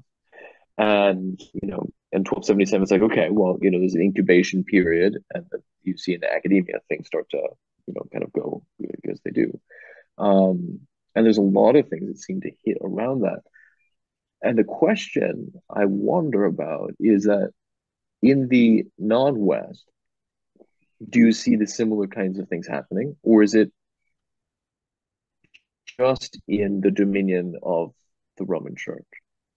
That's Because a great in the question. 11th century, certain things happened about, the common narrative among those in the West is that, well, in the 11th century, the Greeks broke communion with the church and they went off to start their own thing. Hmm. And of course, it's only fair to say that the Greek narrative is that 11th century. The Romans broke off. The Latins broke off and went their own way. They broke themselves off from the Orthodox Church, from the real church, and decided to do their own thing. Right. So it's only fair to say that both sides have the same narrative about the other team. Yeah. Um, but I'm curious if similar sorts of intellectual, cultural, religious, philosophical, social, political patterns are happening in the Byzantine East, or for that matter, the Syriac Orient or the Coptic South, Ethiopia. Like, are they having a nominalist crisis too? Are these things happening in other places, or is there a connection? Certain changes happen, and these other things flow from that as well. Hmm. Um, Hmm. that would, to Yeah, me, be that's a very great interesting question. to investigate. It would take a much broader knowledge than what I have because I don't my knowledge of Eastern culture, China like is very Mm-hmm. sparse. So I couldn't speak to that. I only have a smattering of understanding of the Muslim world, to be honest. I Mm-hmm. know that the Timurid dynasty, Tamerlane, that was in the Mm-hmm. late 1300s, I think. So it was like 1370, something like that, 13, 1370. Mm-hmm. Um, Yeah. and that was kind of cataclysmic there in the Mm-hmm. Muslim world, apparently. but Okay. they were in the school of wisdom. They seem to have been certainly encountering the classical worlds wrestling with this issue to a certain degree as they were translating into Arabic all these works. And I don't know for sure whether this was the cause of it, but I know that in the Timurid dynasty, there was a renaissance first off. There was like this flowering of stuff, and suddenly just shut down, just bang, just collapsed. And I'm not sure quite why there was this shutting down of culture, but they exiled all these people from the House of Wisdom, and they killed several of them, and you couldn't teach certain things. It was in some ways more severe than the condemnations of Paris by Tempier in 1277, because he just condemned people. He didn't like hack their heads off, and exile them. Um, Hmm. so so was that a crisis of faith that was occurring, or was that merely a political thing? I don't know. Hmm. In the Muslim world, politics is faith, so it's highly possible that they were coming up against a faith-based problem that would completely undermine the authority of a Muslim ruler. It is possible, and that might have been something like, yeah, we're not going to have that discussion, so get out of here or have your head cut off. What's there could be, actually, you said that, the Muslim world politics is faith. I think that in in a greatly under, there are people who would want to cut my head, Westerners who would want to cut my head off for saying this, but the more and more I really look at history, particularly primary source documents, and analyze things on their own merits, right? As an anthropologist, I would have to say that for certain periods of time, at least in certain places in the West, for Roman Rite Catholics, politics, not all, not always and everywhere, but for certain people in certain periods in certain places, politics is faith.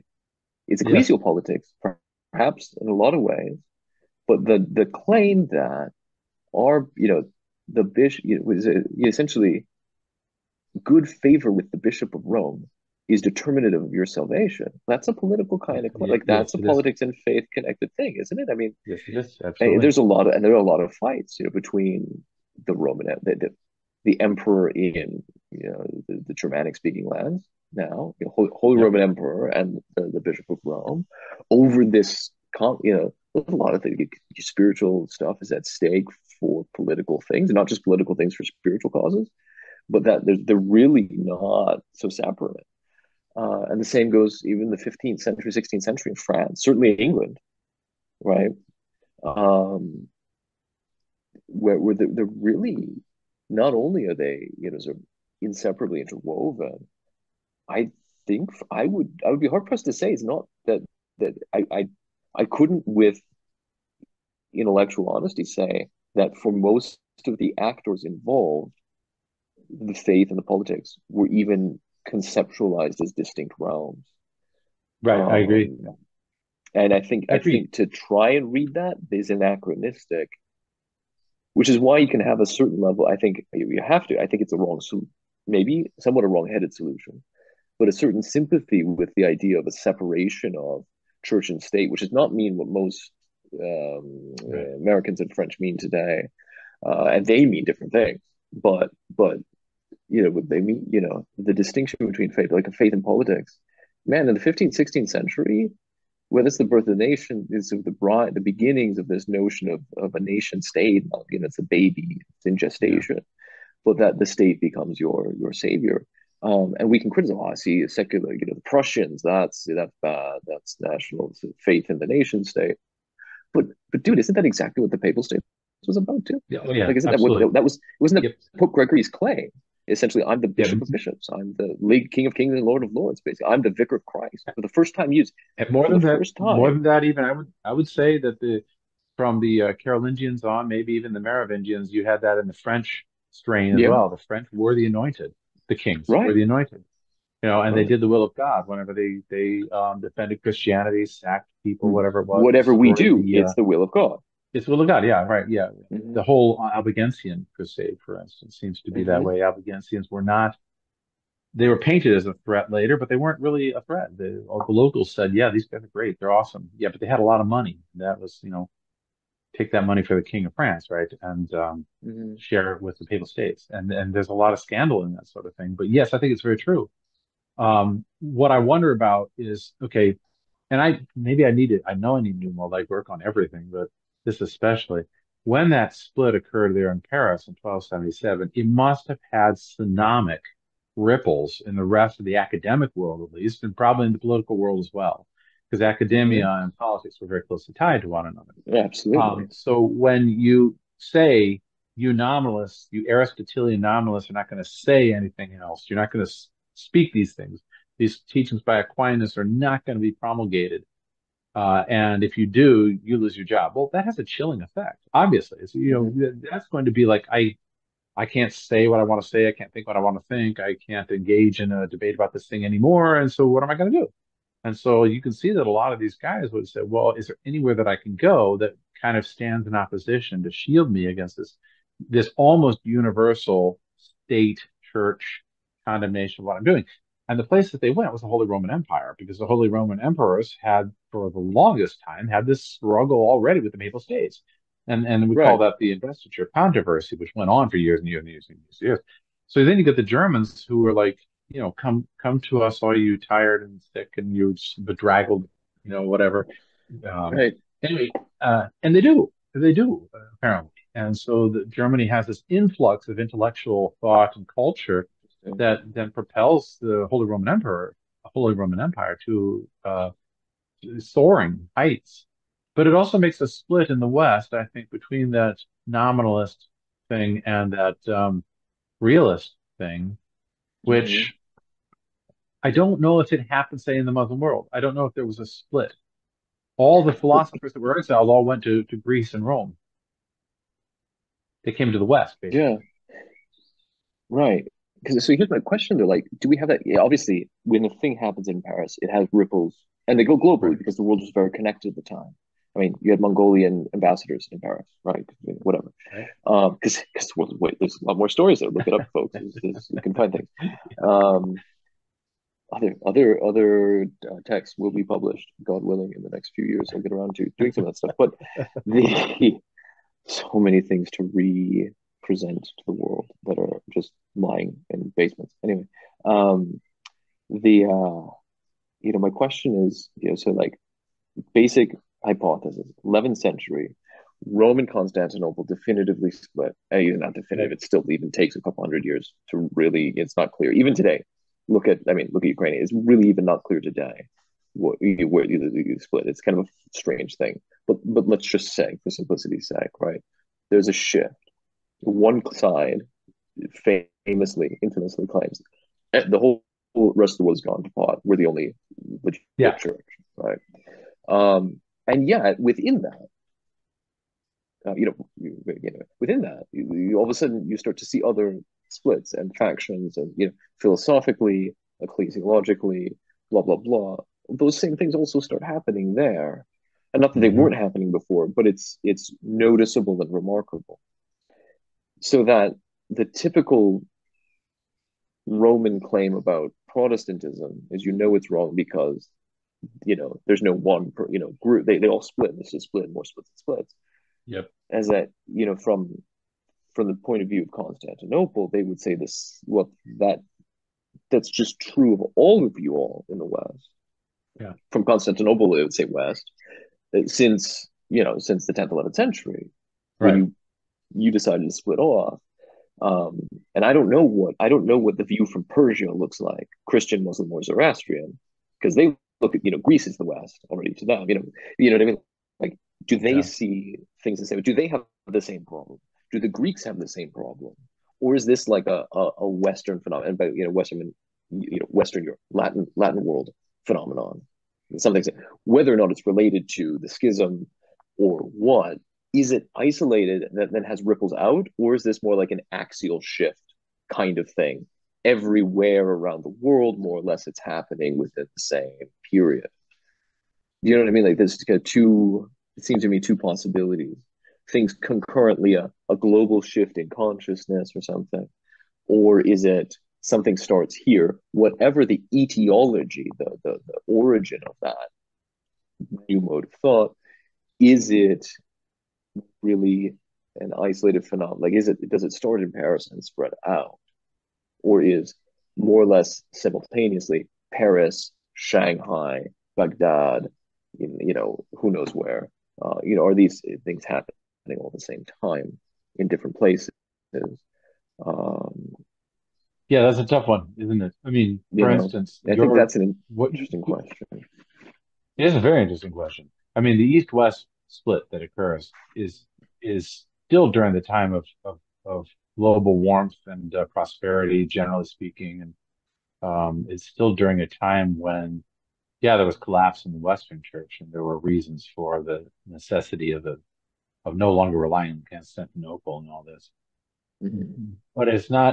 I don't. I don't know whether it was a split due to a faith crisis, as much as it was political and Well, I don't know that's what. precise. I think that's the precisely the thing, though, is that that's the first time that one of the bishops, that the Bishop of Rome, has the hubris to say, "I call the shots." Yes, it is. Like, Yeah, it is. and in like a universal way. There's always, Right. somebody's upset they didn't get invited to the council, Mhm. but that's the same as the Bishop of Rome as the Bishop of Alexandria or little town. Right. Hey, I didn't get invited. It's just this guy they listen to because Rome's an important place. But like he claims that I am like I am the one I'm the top of the pyramid. But there's a monolith. So a massive shift in ecclesiology under Gregory. I don't know if that's Hildebrand or whichever it is, Mm. right? Massive shift in Western ecclesiology from being a church of churches, which is still the Orthodox ecclesiology, for better or worse, to this pyramidal or monolithic thing. I'm at the top, and everyone else is in some sort of position underneath. And that's a worldview, right, that he's promulgating. Obviously, Well, it's a that's true. It is, political isn't it? claim Yeah, no, that's true. because That's true. we tend to think in a post-revolutionary world of politics being over here and the church being here. But man, the church is another institution that Mm. has its own political things, right? So ecclesial politics is not. I think we tend to people of faith in the West, can, tend to have, and I think this is true. Definitely, it's definitely true of modern Greek Orthodox, Byzantine, or Russian, Ukrainian, Greek. I mean, just look at them mutually excommunicating each other over these issues. Very hard time distinguishing between politics, and I don't mean the civil politics. I mean the ecclesial politics and faith. Hmm. Hmm. Hmm. Hmm. I mean Yeah, true. That's true. That's that's true. that's the Latin claim about everybody who's not part of the Roman Church is that if you don't have a special concordat with the Bishop of Rome, our patriarch, you can't be saved. Right? Yes. You're outside the church. Right? This is Yes. that's I see what the you're saying. strong Roman Catholic claim. Well, yeah, And very. then to a similar way, right? That's what the Russians say about the Russian Orthodox say about the Greeks, or the Greeks Right. about the Greek Antiochians, or not Right. whomever, whatever the mix is there. They're so intertwined, the notion of actual faith and ecclesial politics of the Yeah. moment. And I I think think that's I most see of what you're Western saying. European history is that way. So there's two thoughts in this. One is that I think that the whatever happened in 1277 has a slightly different caliber to it, I think, because it Mm-hmm. wasn't just a we're right, you're wrong thing. It wasn't just a those people over there can't be part of our party sort of thing. It was that meaning itself was was abandoned, so it was sort of Right, like Genesis. Okay. exactly. And There's no I think that's meaning. a slightly different thing. It wasn't, even in the schism that happened in the 11th century, you could say those people are wrong and we're right. But you could still say that we're right because we have the true meaning. They have a false meaning. Mm-hmm. But you Right, don't say there's no meaning, you know, because right. No, no, that would be radically absolutely. different. But then in the schism thing, this is a second thought here, is that I wonder, I mean, okay, either schism is uh, something that originates and then promulgates more schism because it's like what do they say in the Mm-hmm. apocalypse now? You broke from command and then you broke from yourself. And Nebuchadnezzar Mm-hmm. man so Yeah. broken up and torn apart. That that Mm-hmm. that that schism just sort of begets more and more schism, which is possible. But it could also be that humans are just cantankerous and that schism is like it's a thing that happens because we simply do not agree when it comes down to it about certain things. Right. And if you press too hard, I wonder if you press too hard on anybody, they're going to disagree with you. I don't know. I mean, Yeah. maybe it's too Right. cynical to think about that. No, I think that's Um, true. And certainly in but the first 1,000 years, that's the way that excommunication is treated as we're not getting along right now. So I'm not going to mention you in our liturgy, and you're not going to mention me in your liturgy. But yeah, right. there was not a notion that somehow you're outside the pale of salvation. Yeah, yeah, yeah, It's just we're fighting, and so we're yeah. not going to eat turkey at the same table. Yeah, and I mean, even if you go back further, the what is it called, the Petrine controversy between Paul and Hmm. Peter was something of that Yes, nature, sure, where Peter's like, if they don't get exactly. circumcised, they're not part of this, and Paul's like, oh, come on, it's a new thing. We're forced grown men to Hmm. get circumcision. No, not gonna happen. Um, Hmm. and although that seems trivial to us now to a certain degree, it's like that was a pretty big deal. Either you become Hmm. Jewish or you become Christian, or Christ has renewed everything, and you're just a Christian if you believe. So maybe it is in the very nature of human beings simply to Hmm. be recalcitrant and to split with one another. Here's a little thing to throw into it. I'm just looking at Wikipedia, so this is not anything Yeah, like yeah, scholarly on my part. But right. when you look up schism, the first thing that comes up is a schism in Buddhism. Now, I know nothing about this. I never heard of this, but there's a Interesting. schism in Buddhism, 300 BC. Okay. And there's a schism between the Sthaviras and the Mahasamgikas. Okay. But then the Hmm. Sthaviras are schismatic into three divisions. And then they divide into four different, those schism all the way down, in Buddhism. And so when we talk about Buddhism, there's not actually a monolithic Buddhism. It's all these No, different yeah. schismatic forms. So you scroll Hmm. down in the same article, Christianity, and yeah, sure, you got the Council of Ephesus, Council of Chalcedon, which splits the Assyrian church, and then you've got the Great Schism, for instance, between the Eastern and Western, and then you get the Protestant Reformation. And so again, it's Hmm. schism all the way down, the little like filaments Hmm. of the tree.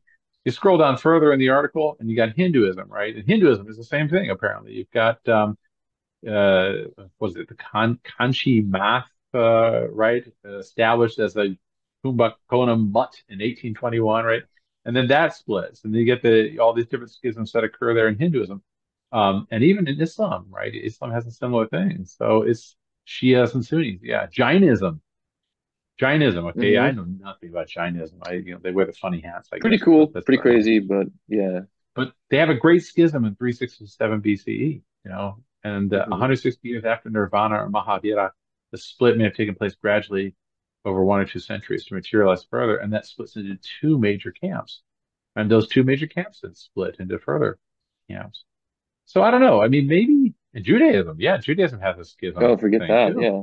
Yeah, And they then have you've got major schisms that a occur. handful of different So, Judaisms in the BC AD changeover. And even today, you don't have Sephardim and Ashkenazi really doing much with each and other. all those schisms, they seem to be that there's schisms over what is uh, what is the truth?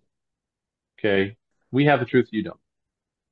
Does that sound reasonable? I mean, from at least as cursory sort of look at all these different faiths.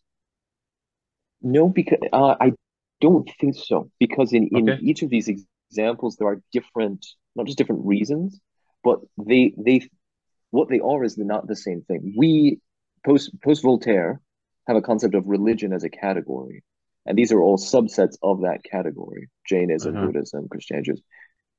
That category is an invention of the Enlightenment and didn't exist prior to that. And I don't think my professional I don't believe it's accurate. It's a useful category, perhaps for certain purposes, but it's not. It only works to a certain extent. You can't call Buddhism and Judaism the same thing. We like to call it Okay. ism, but that comes after the fact that we decided they're religions, and all religions ended in ism. The the followers of the Buddha are not the same as the sons of Israel, right? We're fundamentally Right. a tribe. Absolutely. Sure. That's just not the same category of thing.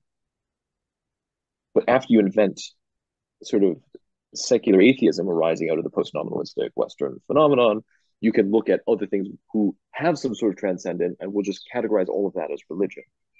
But Hinduism, this is like the famous example among anthropologists and the theologians who dabble in social sciences, is that there's no such thing as Hinduism. Like there's not a religion. It literally just means the ism of the people around the Indus Valley, the way they do Oh, things. yeah, sure.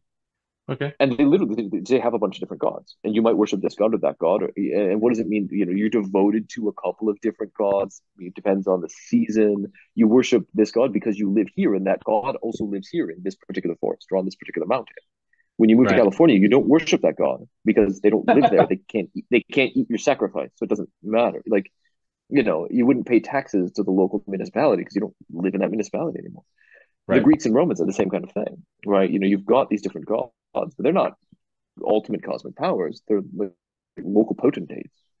Um, and so you might worship them somewhat in different way, different titles in different places. In the very evolved Roman Empire, you've got Jupiter Optimus Maximus, you got Jupiter this, Jupiter that.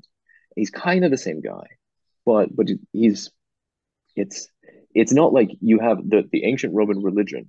No, no, no. Religion just means I'm bound to, right? I'm tied to. I'm legato. I'm legated. I'm Oh yeah, tied religios. to. So Yeah, it's a right. ligature, right? I've got Yeah, a right. ligature Yeah. to a particular. I've got obligations, right? I've got obligations to this guy, to that guy. I've got obligations to Zeus for having won the battle. The same way I've got obligations to the guys they play craps with. I owe a couple of denarii, right? Yeah. Uh, and so that's what the Romans meant. Like that's what the word religio meant. Like I've got obligations to a specific person or party of people.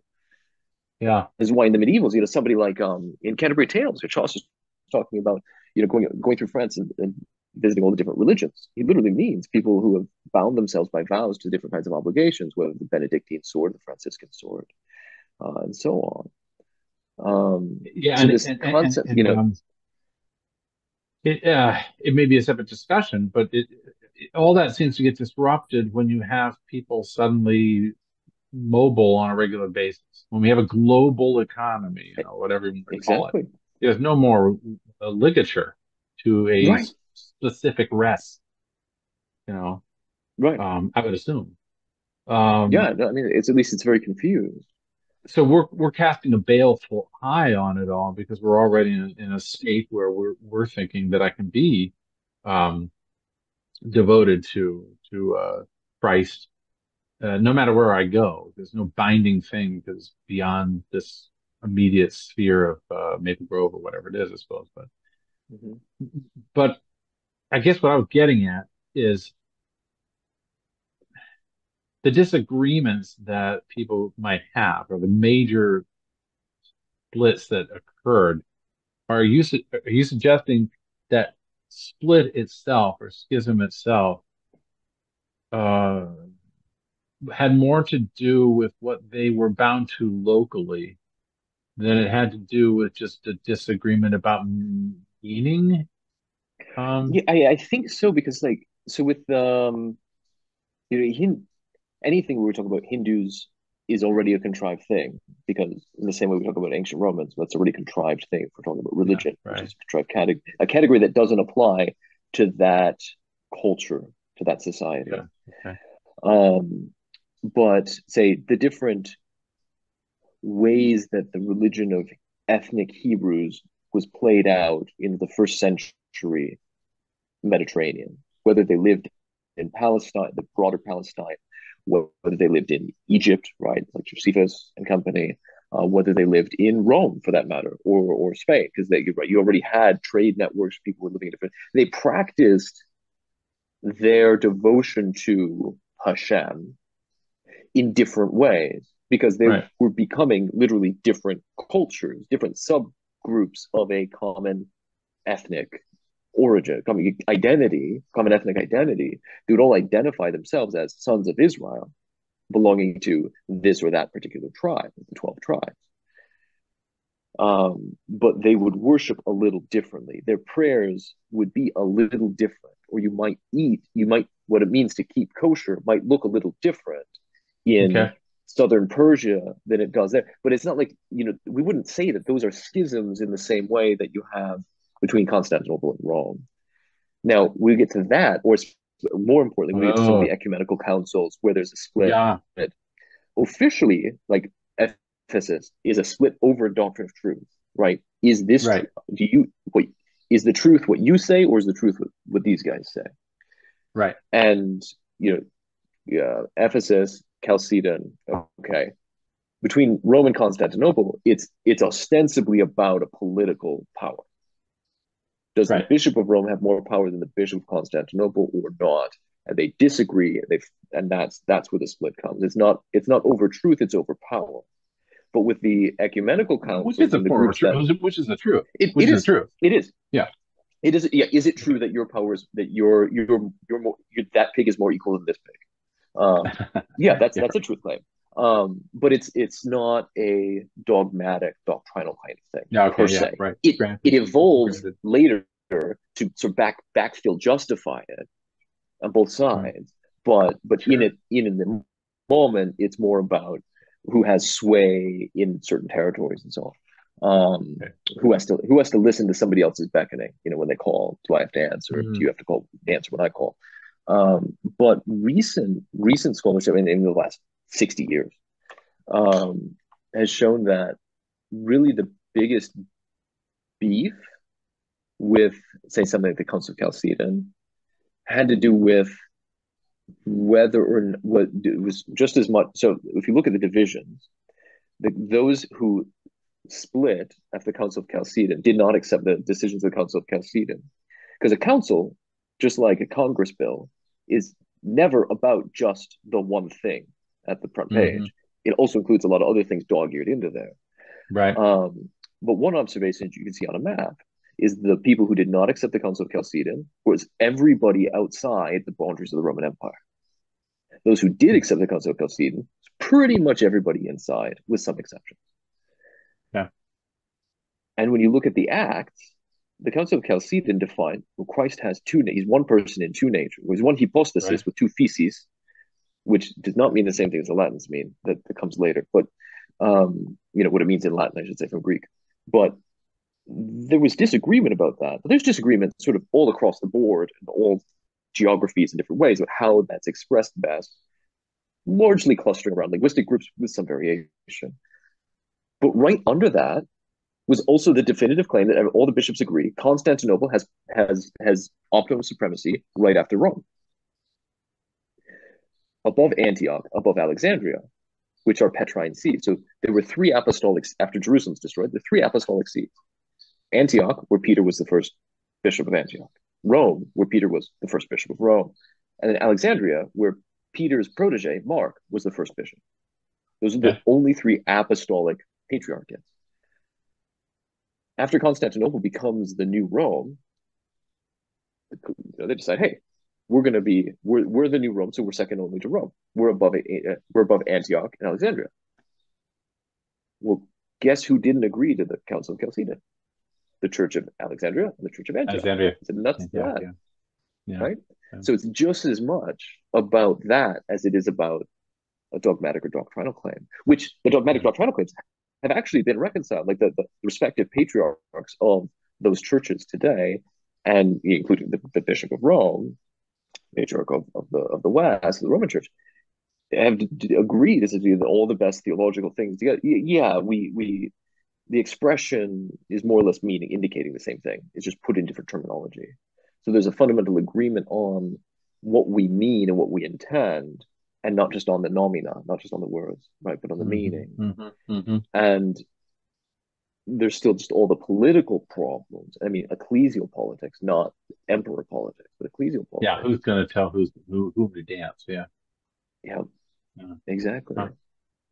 And so Yeah. I think those are more about, say, we look at schisms in Christianity as a religion, because there's one God. No matter where you go, you're stuck with that one. He's everywhere. He's the creator of everything. It's a Luvatar. It's not just some local Maya. Um, there you've got claims about what is the right way to worship that God, or what are the right things to believe about that God. And so there you have maybe schisms over truth claims. Oh yeah. But even there, they're always entangled. They're always entangled with not just theological statements, but also politics of the moment, Oh, absolutely. And power. a classic You know, example is happening this summer. It's really intriguing because it would be nice if there was a single thing that you could say, well, that's the problem, let's fix it. But really, it's almost like it's almost like there's a multifarious number of problems, and some of those problems happen within the human heart itself. Um, yeah, and you can't fix that. You can Right. heal, allow it to be healed, but you can't fix it. And You so can't in some legislate ways, that, it's that's for almost sure. like you just have to roll with it. There are going to be these differences, and Hmm. hopefully there isn't something of a major schism. I do like your distinction though between the what is classed as schism, which is really more just regional differences between the ligature to the divine in that place, and then schisms that are definitely over power, and then schisms that are over belief systems. I really like those distinctions. It's a very and correct me if I got them wrong, but that Hmm. seems to be a very worthwhile thing to think about. And then, of course, there's this what I consider to be a schism, 1277. It's not officially a schism. The 1277 event, whatever we want to call it, Yeah. which in some ways is different. Well, in many ways, is different from Right. all of those, because it's not a question of region, although it does become that because the Holy Roman Empire gets involved in all this. It's not a question of power, although there is to some degree that because Tempier wants to put his foot down and say, I'm the guy in charge, even though I don't know what the hell I'm talking about. And it's not even really a question of what do we believe? You Yeah. know, Right. it's a question of whether belief itself is a child's game. Hmm. Whether we're just fooling ourselves. And as soon as they did that, it's like now we got a real problem added to the mix of these already problematic things. It's a sort of intellectual atom bomb, right? Now Yeah, you dropped yes, it. Now yes. it's there. Yeah. Um, What are you gonna do? Put the genie back in the right. box? Yeah. Yeah, boy, yeah, boy. And it was made worse when it took on political ramifications, and all of a sudden there was a justification for the Holy Roman Empire, which is neither Yeah. holy nor Roman No. or an empire.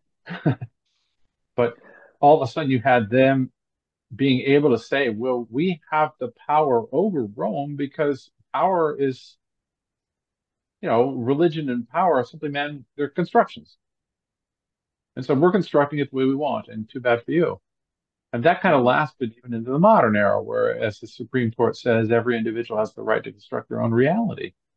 Hmm. You want to think that you're a 12-headed zebra wearing a leotard and having a sex change? That's fine. You go ahead with that. Hmm.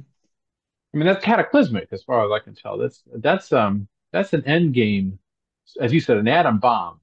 It's an end game split because all those Hmm. other schisms that you just mentioned, as difficult as they were, at least could be in some ways conducive to human flourishing. Still, you Right. It's just disagreements. Uncle Bob and Uncle Bill don't eat at the same table. That's They amazing. reconcile.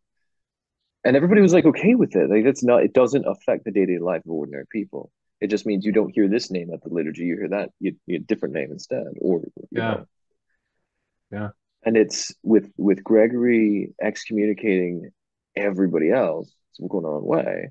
That was a new kind of claim about excommunication and schism. yes. And you either accept me as the new as the emperor, or else. And they So said you're out. no, I guess else. But then this thing is the introduction of a whole new kind of idea, not just Yeah, somebody's power grab. I'm the Pontifex Maximus.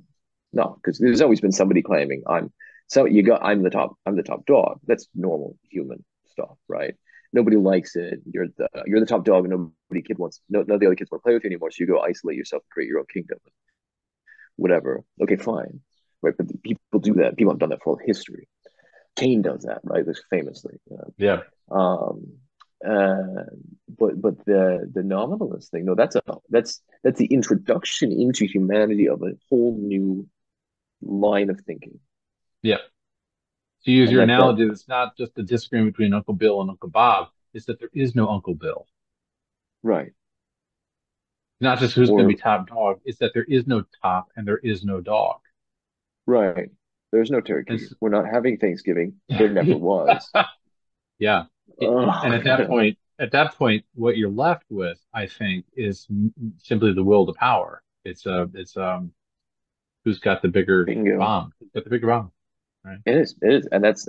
I think that's exactly it. You introduce, yeah, power. It just becomes. I mean, that's the Faust story, right? You introduce nominalism, Yes, it and now is. that's Faust. Right. I'm going to change. In Right. the beginning was, and it's exactly, at least Goethe's version, it's exactly what he's commenting on. Because you've got Dr. Faustus there translating the Gospel of John in archi in hologos. Okay, in the beginning was logos. I don't translate that as word. We'll make it knowledge. Knowledge is power. In the beginning, there was power. And then There's power. you Yeah. called Right. Mephistopheles. Right. Right. Yeah. Yeah. That's highly Because when you difficult. think when you got out logos, you got out meaning, intrinsic meaning, then all you have, then that's, yeah, then, well, then all you have, you don't have anything because you've got enough meaning. What follows then is the grab for power. And I'm not tying this back to the show because there's a show still going on. I'm tying this back because I think Tolkien speaks to this sort of thing. When Mm-hmm. Morgoth, when Melkor decides he's not going to sing anymore, I think that's what that action is. I think it's I'm not going to engage in this constant conversation of who should be in charge, or I'm not going to engage in what the song ought to be. I'm going to go out into the darkness and define my own meaning. I'm going to Yeah, define what I want. I'm going to do what I want because there is no Yeah. meaning. Yes. And in some ways, that's kind of what Feanor does too, to be honest. Yeah, When he crafts with Silmarils, it's like, I'm not going to simply be content by looking at the stars the way the rest of y'all do. I'm going to form my own stars, my own universe. right. And It's that's my a really God, and interesting it's thing. full of stars. Yeah, my God, it's full of stars. Wow. More power Uh, to you, buddy. very good. All right. Speak the So, truth. farewell, wherever you fare. So, Aries receive you your journey then. I mean, the wind under your wings bear you to where the sun sails and the moon walks.